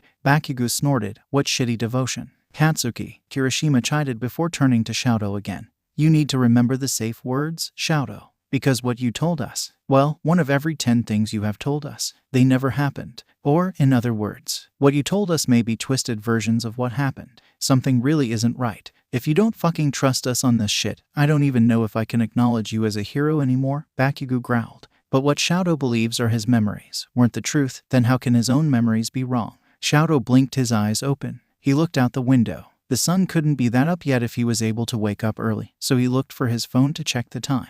It was already a bit after 9 in the morning. He stretched and jumped to his feet. 2 days have passed ever since he temporarily moved to Bakugo and Kirishima's shared apartment. He could not do well when it comes to his sleeping patterns, since it was his first time to actually just lounge around and not do anything for a long time. His body thought it was fine to take extended periods of rest. He started to wake up late than his usual, and he started to crave foods that could not be good for a hero's diet. There's a gym within the apartment complex, and he started to go there in order to still keep up with his everyday exercises. But Shouto still thinks that he has been taking too much rest, even if not even a week has passed. Shouto took a quick shower in order to wake himself up some more, feeling like he can think more afterward. He sat on the edge of the bed as he opened his emails and other messages through his phone. There was one from his father, as he had expected, that was sent to his inbox a few hours ago. It was just him confirming if Shouto really needed to be relocated for his current mission. He didn't inquire any details regarding what Shouto needed to do, since Aizawa had labeled it as classified information, but he still needs confirmation of his whereabouts, apparently. Shouto replied to his father's email with a simple, "Yes, father. I am confirming that I have been relocated until the mission concludes." He didn't need to say anything else, not that his own father can even know about what he was doing at all. After sending, he replied to the messages he received from Ieyasu, saying that he moved in with the couple just fine. Uraraka inquired of the same thing, so Shouto replied that he had been occupying the spare room Kirishima and Bakugo offered to him. After replying, he grabbed the supplement his father had prescribed for him, opened the lid, and took 2 capsules. He popped it inside his mouth and helped it down with a swig of water from his jug. He walked out of his room and to the kitchen. He saw that breakfast was already on the table. There were already 2 finished dishes left on the table, and a clean plate, probably for him. He sat by the table, where his plate was set, and started to get pancakes and bacon. He poured orange juice to the cup placed for him. He looked around. There was no sign of both Bakugo and Kirishima. He leaned sideways to peek at the living room. They weren't there. Maybe they went out already. But Shouto was aware that today was supposed to be the couple's day off from doing any hero work. All of his questions were answered all at once when he heard voiced from their bedroom. Shouto started to eat his breakfast, getting eggs and hot dogs to his plate. The voices grew louder until Shouto can clearly hear what they were saying from inside their room. "No, I don't fucking let you do that." It was Bakugo. Kirishima's voice immediately answered. "But we need to do this. If we're going to do this, then we should do this right. Katsuki, just this once. No, I won't ever let anyone see that ever again." "Why not? It's not as if it would kill you." "Katsuki, please. Just, no way. Fucking never. It's not even public. I believe it will help us a lot." "Katsuki." Their door was thrown open. Bakugo was already walking away. He grabbed his keys and wallet, along with Kirishima's own Red Riot merch jacket. He scowled. "Just make it fucking quick. Don't fucking repeat it or put it on a fucking loop or I will fight you, Izuku. I'll go get groceries. I'll be back in an hour or 2. Love you," Kirishima yelled as Bakugo opened the front door of their apartment. "Love you too," Bakugo grumbled as he closed the door after he stepped out. Kirishima spared Shouto a small smile as he sighed, rubbing his forehead. Shouto finished his food and looked at Kirishima. "What happened?" "Oh," Kirishima laughed a bit. "He's just embarrassed. I told him we need to show you something to start. Your therapy, can you call it something like that? But yeah, anyway, I suggested that we should show you something. But he doesn't want to." "Why not?" "Exactly my point. Maybe because he's just shy about it. But in the end, it's just you, Shu. It's not like you're some stranger. You'll see what I mean. Finish your breakfast and join me in the living room." Kirishima gave him a smile before walking towards the living room. After Shouto was done with his breakfast, he joined Kirishima, who was setting up something. He connected his phone screen to their TV. Shouto sat beside the redhead. "Okay, so, you remember your villain names, right? Use them when you need to." Kirishima gestured to the table. "We also have painkillers on the table and a bottle of water." "What's this all for?" "Oh, nothing that needs you to do something except sitting. I will just play a video and you just watch it, like a movie." "That's fine, right? I guess," Shouto replied as he looked at the screen. Kirishima navigated his phone, going to his video file storage. He chuckled. "You'll see why Katsuki got a little bit mad. But I personally think it's fine. So, yeah, here we go. Oh, and one more thing. I'll entertain your questions and violent reactions after the whole video finishes, okay?" Shouto nodded. He selected a video. It was filmed by a cell phone camera.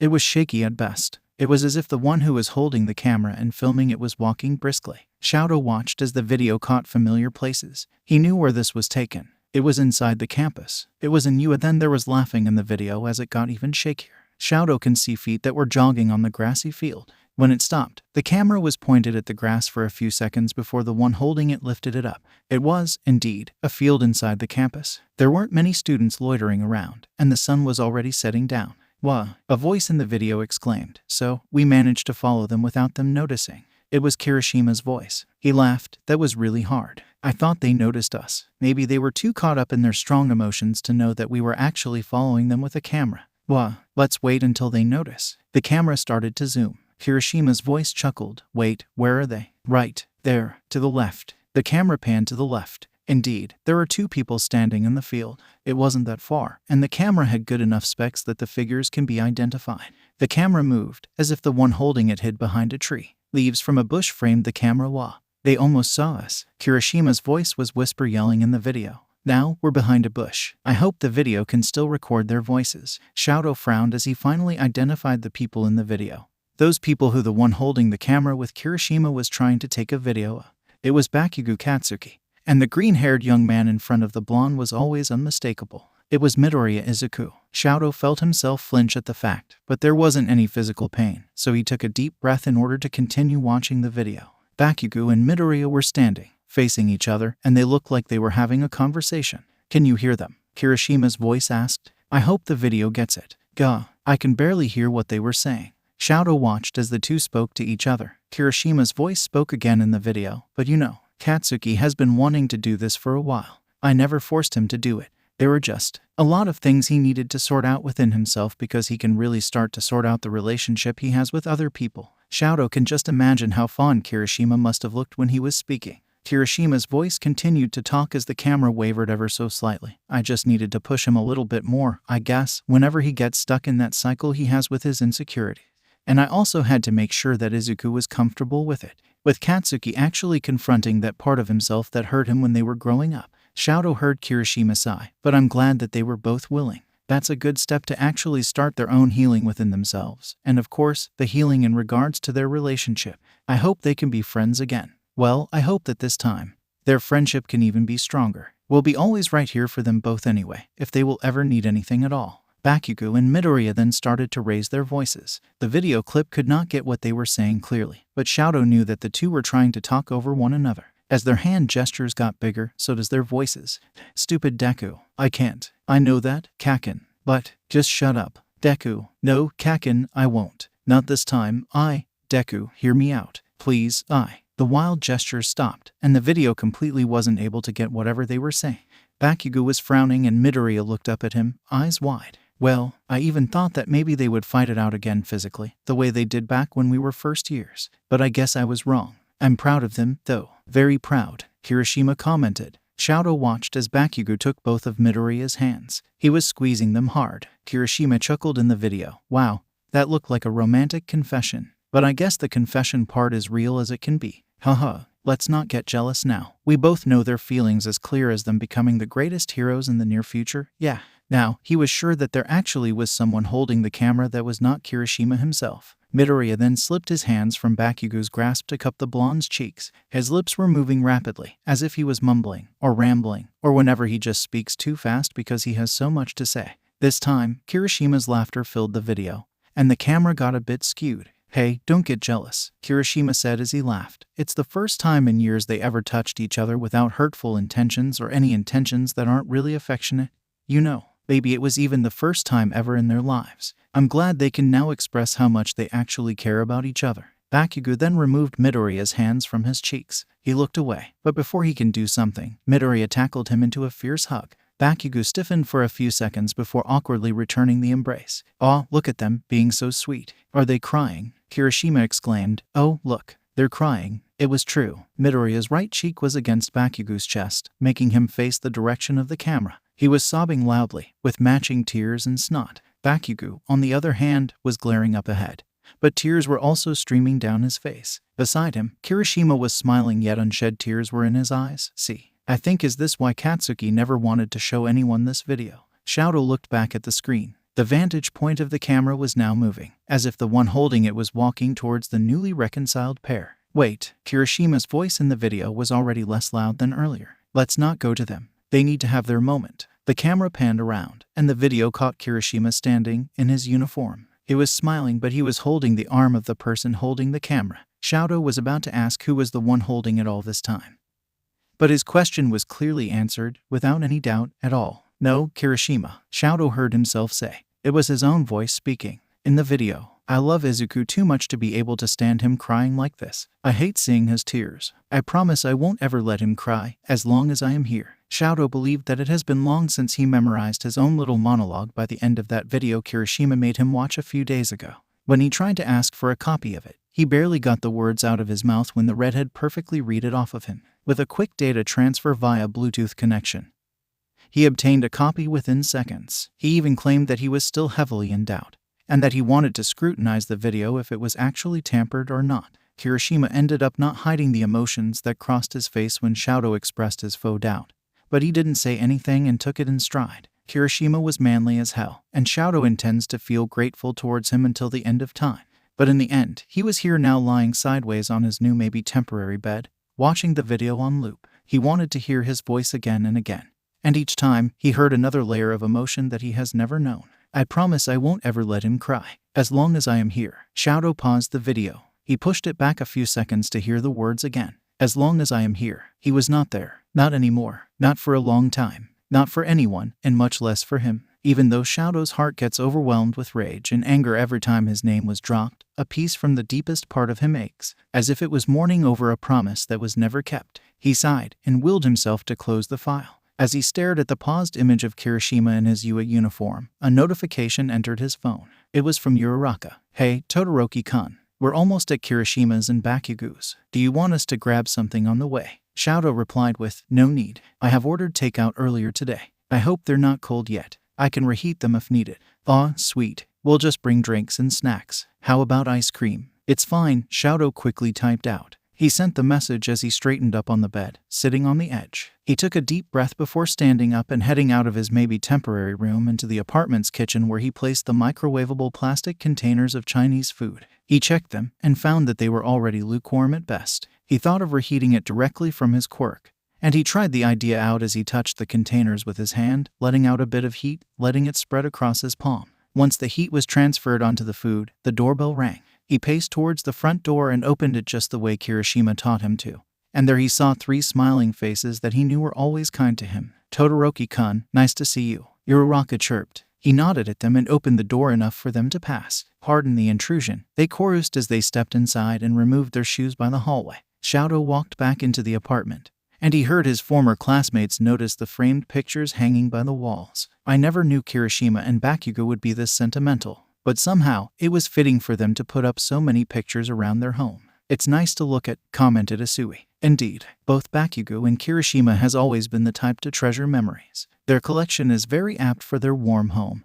Ida nodded before making his signature hand chopping. But we can't afford to dilly-dally. Todoroki-kun has asked a huge favor for us and we can't be sidetracked with anything. Right, Uraraka smiled at Shouto. Where do you want to do this? Shouto looked around and found the dining table. I have experienced having serious talk while sitting around the dining table. Is that fine? Sure, why not? Uraraka chirped. They all moved to the dining area, pulling out their own chairs to sit. Shouto gestured to the containers. It's okay to help yourselves. I have ordered them for the 3 of you. Isui nodded and started to set out the containers, opening them one by one. Well, then, don't mind us, please. Just tell us what you wanted to ask about. We can talk about anything. Uraraka and Ida nodded as they grabbed their own chopsticks and started digging in. Shouto looked how comfortable they act even around him, as if they have done this 1,000 times in one short lifetime. Shouto started to hesitate then, even though he was the one who initiated with an invitation.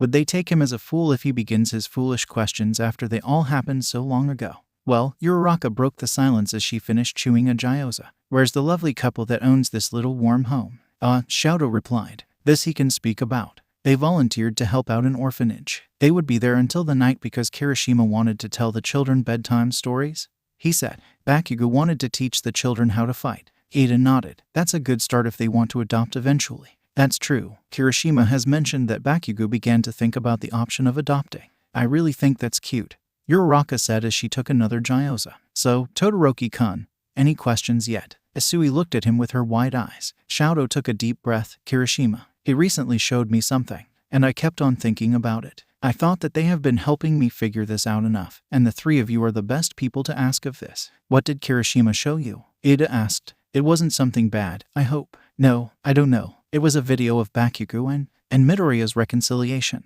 Ah, that one. That's so long ago that sometimes I even forget that Bakugo and Deku ever had a long history of complicated feelings toward each other, Asui said. Shouto looked at their faces carefully. I was there. I was the one to film it. Kirishima was there too, but I was the one who took the video. And at the end, I even spoke about it. I said things I don't even begin to understand. To think that I allegedly harbored that kind of feelings for him, that kind of tenderness, I don't think I can accept it on my own. Then we will help as long as it is in our power, declared Ida. How do you want to do this, Todoroki-kun? From the beginning, if that is possible. They shared a look before Asui spoke. Did they tell you that how you remember the first sports festival we had was all wrong?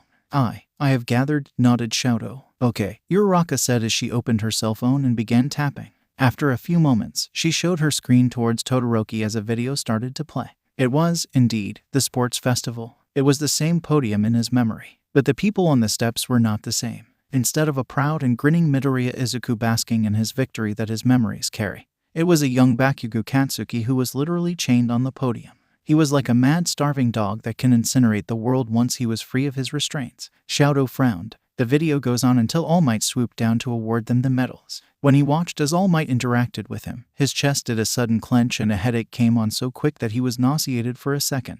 He tried to calm down, but his palms already began to sweat hot and cold at the same time. When the video finished, it continued on to another one. It was a fight. He knew this one from his memory. It was the fight between him and Midoriya. But then he noticed that he was not using his fire. He tried to recall how was it in his own mind, the events that he believed for so long, the memories that ultimately fueled such hate from him. He was proudly using his fire, alternating the attack with his ice as if he was a machine of opposite yet both deadly elements. He was proud of what his father made of him, and yet, the little kid with the most problematic quirk withstood it all. He couldn't even land a blow on him as he only suffered the backlash of his own power. With broken bones, Midoriya won over a Shouto who perfectly mastered the gifts he received from his power. But then here he is, watching himself not use his fire at all. Until Midoriya started to speak. Shouto watched his face expressed pain and suffering. From what, Shouto wondered. What can he possibly suffer from when he has everything to win and be the most powerful of them all? He held his breath as the fight ensued. But now the fight was more of Shouto against something inside of him, as if he was combating something that was inside of him. And Midoriya was coaxing him. Midoriya encouraged him. The future #1 hero yelled, "It's your power, isn't it?" And flames grew as the cold evaporated into thin air. Shouto felt it in his skin, the way the ice melted to make way for warmth. The warmth that this young boy who will grow up to be the greatest hero provided selflessly for him. It was warm, it was beautiful. The video faded to black, leaving the black screen reflecting his face. The Shouto he was now. And he was sure that he was no longer the person Midoriya Izuku saved from bitter coldness all those years ago. He looked at the three people in front of him, and he knew he looked helpless. The words registered as barely whispered, barely existing. Almost pained, even. How did I treat him before? After the sports festival? To be honest, Todoroki-kun, how the relationship between the two of you evolved after that. It was the most natural thing I have ever witnessed, Asui replied. It was wonderful to see how the gentle adoration for each other surfaces across the both of your faces back then. Shouto frowned. Adoration? Ida pressed his glasses up the bridge of his nose. Everyone could not help but smile at the two of you from afar, Todoroki-kun. It was the time of our lives where we were all about figuring out ourselves, especially the nature of our relationships with certain people, and everybody knew what you were to each other. Yep, nodded Uraraka. Exactly that. Whenever we hang out, the two of you have this bubble that only consists the two of you. It was impenetrable to say the least. Even though our friendship was so strong, the bond between the two of you was just so vastly different. I don't say the word vastly so much, but I just had to. I had nothing else to describe it with. You gravitate towards each other so much that when the both of you stumbled through confessions, we were just waiting for it for so long that even half of the class gave up on betting. And the rest was just cotton candy after that, Asui added. Cotton candy. Shouto's confusion made the three snicker. Uraraka sighed. I know word of mouth isn't enough to help you understand it in its reality, but the two of you were the cutest thing. The support you have for each other rival no one's. Well, maybe Bakugo and Kirishima, but that's beside the point. You loved each other so much, though, and yet I believe that was the reason why we all ended up here. Shouto eyed her. What do you mean? Uraraka immediately laughed and waved in front of him.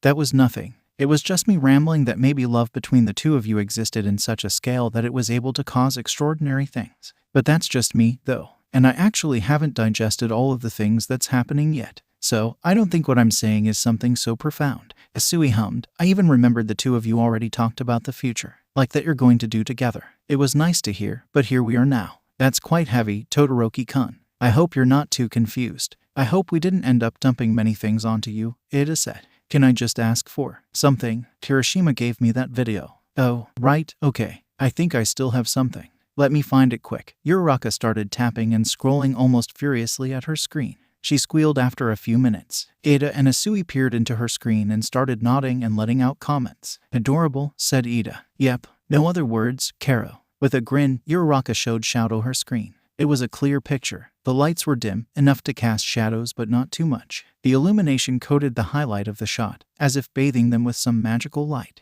One half of the couch in their common area was the focus. Shouto was asleep, his body totally relaxed against the armrest of the couch. His mouth was slightly open. It was the first time Shouto saw himself sleeping with such comfort. But the part that got him really dizzy was the small sleeping figure draped on his chest, in fetal position. Green hair must. Shouto can almost hear Midoriya Izuku's soft breathing from the screen as he enjoyed a deep slumber, arms encircling Shouto's neck loosely as they both dreamed on. Shouto believes that today was the first time in 5 years that he would be trying to recall all the times he walked down this hallway. It was hazy at best, as his memories usually go, but there was this feeling that he can't shake every single time. Whenever he tries to bring back the way he took his steps, it seemed empty, lonely, as if his own skin was telling him that there was something physically lacking.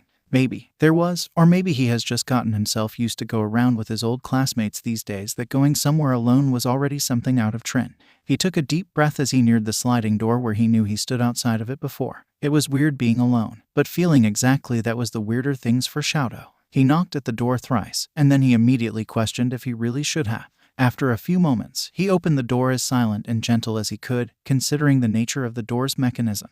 There weren't many people inside. But then the two people who were sitting by the far side of the room looked at him above the cubicles that divide each professor's own table. Shouto didn't expect that he would be welcomed by them with huge smiles. Shouto murmured, "Pardon the intrusion." "Ah, come in, young Todoroki." Present Mike then tutted himself. "But you're not so young anymore, are you? How's the number 2 hero doing these days? Are you fine, my boy? I have heard and seen so many things, and I can't even begin to understand any of it. We, of course, won't refuse such a humble visit."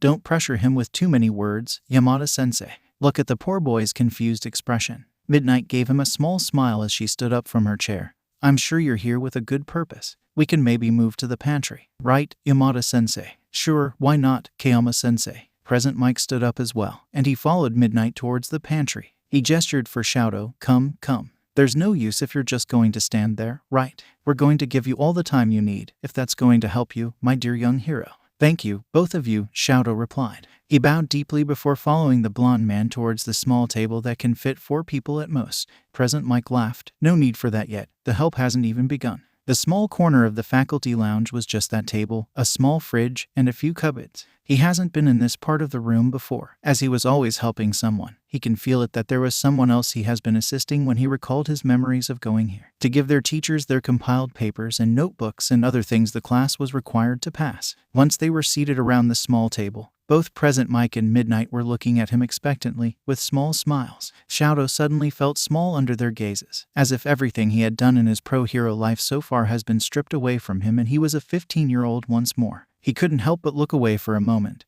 and when he looked back, he knew what to ask. "Midnight-sensei, Mike-sensei, I came here on a whim." "While it's not as professional as you'd hope," Midnight cut him off.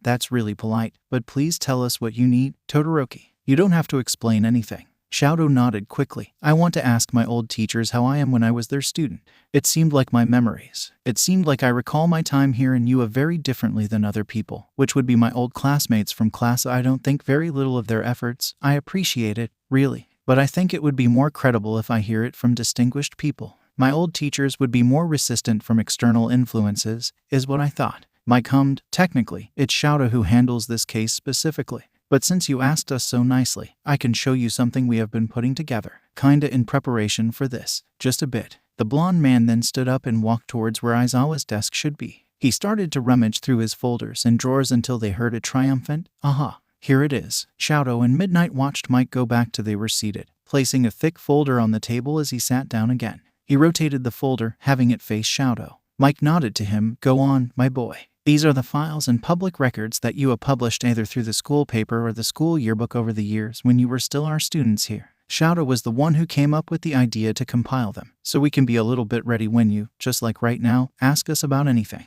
Shouto opened the folder. Mike was right. There were cut-up portions of the school's newspaper whenever he shows up, whether by face or by name. There were also parts of the school's yearbook posted on pages after pages of short bond paper, pictures of class doing various activities during their senior year. If you ask us about how you were, Midnight started, then I would say that you were an awfully quiet student. You were bright and smart, and has all the fundamental things a good student should have. But required recitations aside, you were only speaking when spoken to. We were a bit worried that you wouldn't make many friends.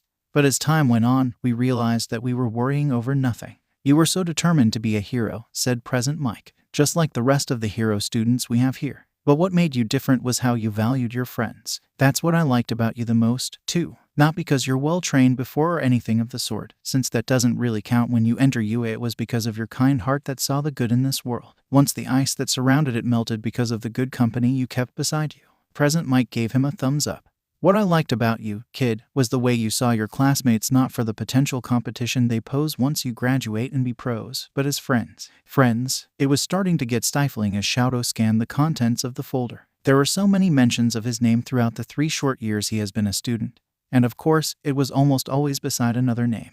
Midoriya Izuku. Everything was properly dated, too, so the files compiled in front of him have a lesser chance if and when the question of tampering ever comes up. Shouto was about to give up and close the folder as the beginning of a headache goes from the back of his head.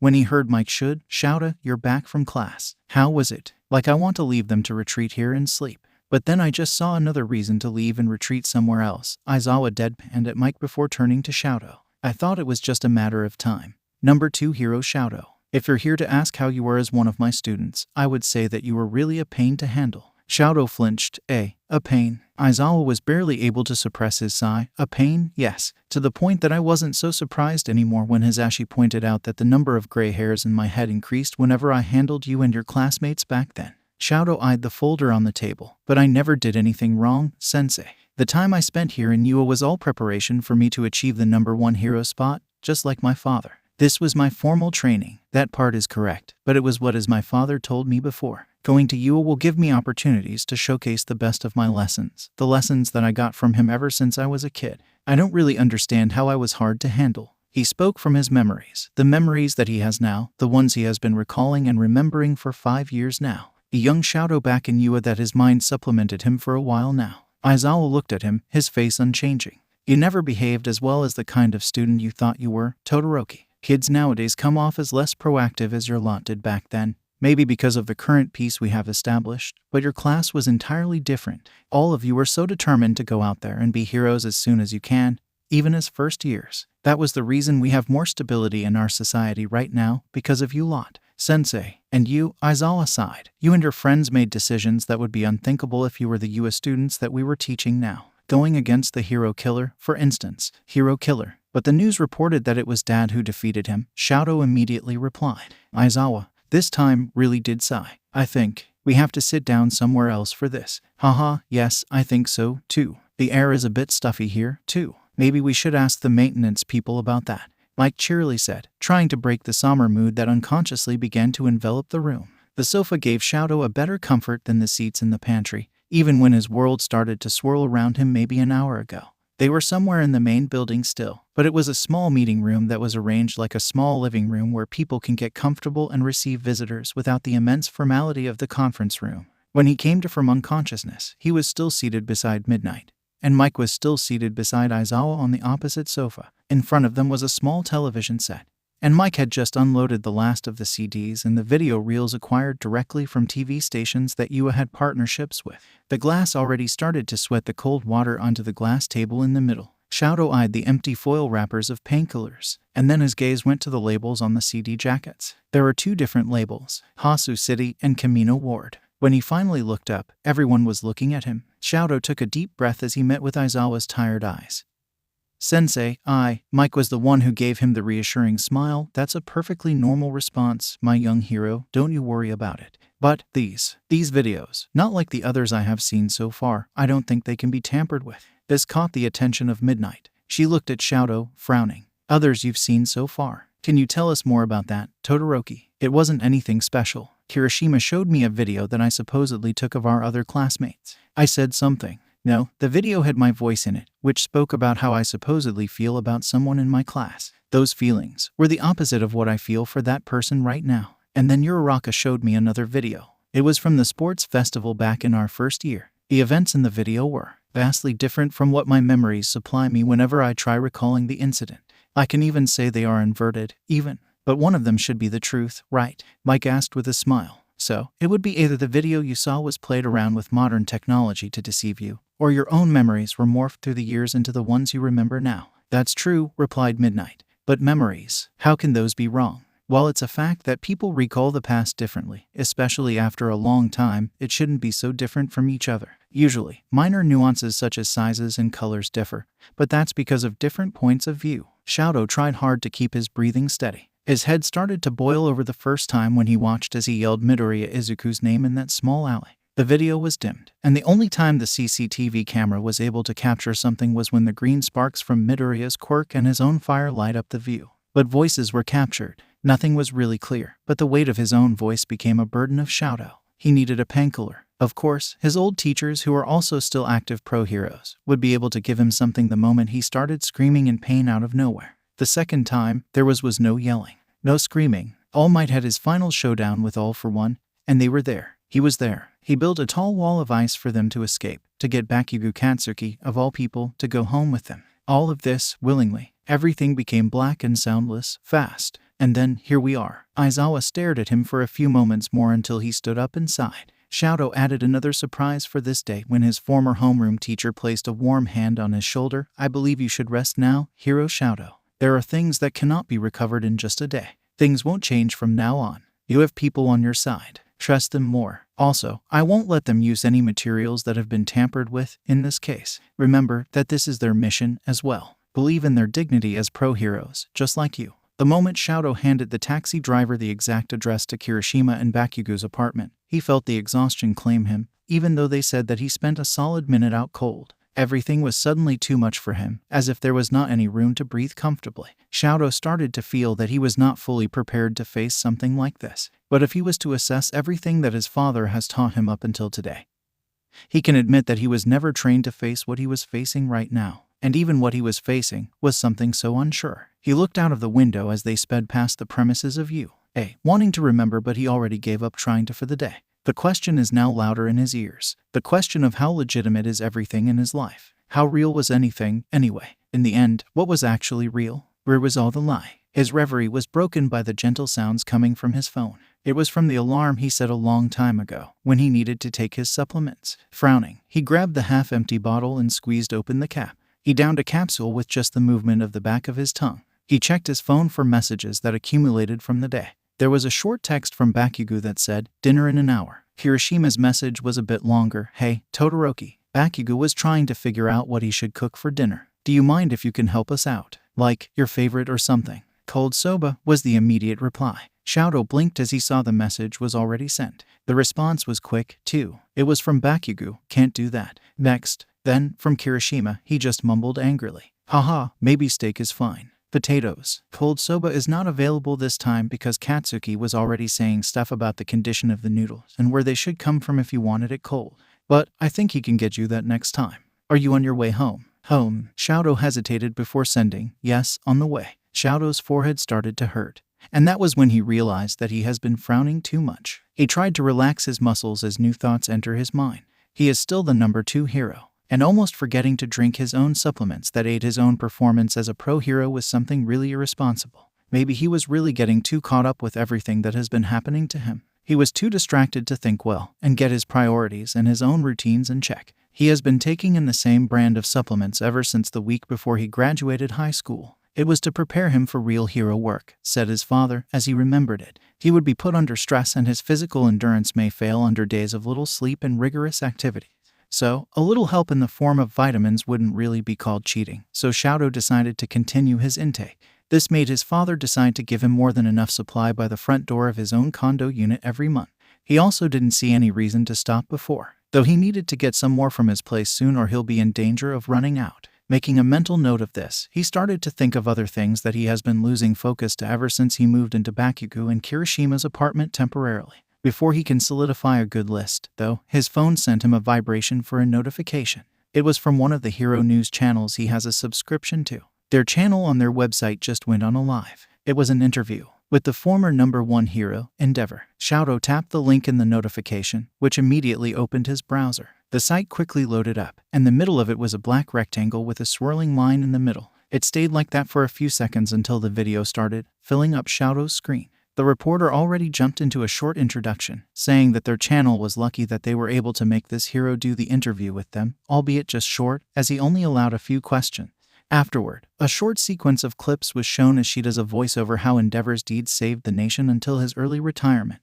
After the clips, the video was back on the live broadcast. The woman was smiling at the camera as she continued praising Endeavor some more, until ending it with, "And now, beside me is the Todoroki hero named Endeavor, the former #1 hero." People in the studio clapped, along with the reporter, as the camera zoomed out. His father was there, even wearing his old costume, flames around his face. This was the Endeavor Shouto knew best, the father he knew best, the one who was relentless in shaping him in ways that he believed was necessary. His father equipped him, that was all. "Let's get to the questions," the reporter cheerily said in her now shrill voice. "So, former #1 hero Endeavor, what can you say about the fact that your son, Hero Shouto, was now the second best hero?" Endeavor's eye looked at the camera, his chin tilted upward. Everyone should not worry themselves about such a thing. Shouto will be #1 soon. He will defeat anything and anyone who will stand in his way. "Ah, I see," the reporter said, obviously trying to lift the mood and the atmosphere of the interview. She looked at her prompter card, but Shouto knew his father was not finished speaking.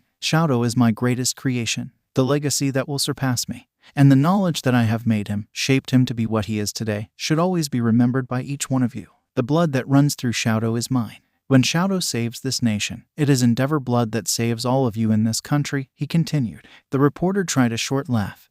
"I am sure that the public already knows how amazing Hero Shouto is. I am sure they won't forget that he is your son, Endeavor-sama." Endeavor's look at the camera turned dark. "Whatever flaw Shouto possessed in the past, I have made sure to get rid of it all. He is perfect now, and he will be the greatest hero, even to surpass All Might. I am sure Hero Shouto will be celebrated as well," the reporter supplied. "Now, can you tell us your plans now, Endeavor-sama?" "I will be heading out north as I have been requested for a specific mission that only I can carry out best. I will be coming out of retirement for the duration of this mission." Shouto, on the other hand, has been relocated for his own mission. He won't be making many public appearances for a while as the mission's nature is highly classified. What I am sure now is he won't lose to any other hero out there. He is stronger because of my blood. "Okay, is there anything else you want the public know?" "We are being watched across the prefectures," the reporter said. "For all the heroes out there, pro or not, Shouto will always be greater than you." The reporter nodded. "I am sure that all the other heroes and hero hopefuls will be inspired by the #2 hero."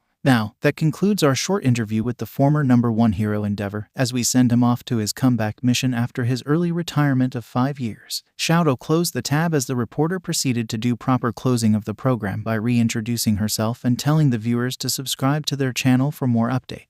Sighing, Shouto looked out of the window to decompress, but that was not even long enough when his phone began vibrating. He looked down and saw who was calling him. He leaned towards the taxi driver. "Sir, can you please continue driving around the vicinity for a while without getting too close to the address I gave? I will pay for the extra kilometers." The driver silently nodded as he took a U-turn. Shouto answered the call. "Shouto," barked his father. "Father," answered Shouto, trying to get his voice as calm as possible. "I will be going up north for a special mission for a while." "I know. I watched your interview just now." "Right. Then, you know what you have to do. You should be the #1 hero as soon as possible. I do not understand what holds you back when I already made you the strongest. Far stronger than any other pro hero alive right now." "I will do as you will, father." "Good. How is your current assignment?" Shouto took a deep breath as everything flashed in the back of his mind.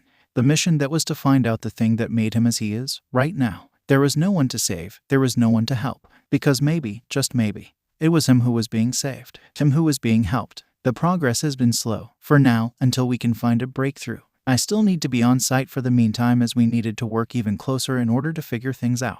You are my son. Figure things out fast so you can get out of that mission as soon as possible." "Yes, father." "I do not answer to Aizawa. If I see that you are not going to progress with your standing in the hero rankings because of what you are doing right now, then I will not hesitate to pull you out of that mission. You, first and foremost, a hero under my agency. And I won't let a hero stop moving forward just because the mission is just a hopeless case that should be ceased and discontinued. A foreign lump in his throat made Shouto chase his breathing. Yes, father, advance from being number 2, Shouto. It is already unsightly, seeing how long you're taking to reach the top. Shouto took a deep breath in hopes to make the lump go away, but it stubbornly stayed there. He began to talk without permission. Father, I have been exposed to various stimuli during the mission. There are cases that I was led to believe that I have been recalling certain events in the past vastly different from what others remember themselves. Shouto, yes, father, I now see that it was a mistake for you to accept your current mission. After all, you have been working with people outside of our agency, and being around them already has a negative effect on your mentality. I won't be able to do anything as of the meantime.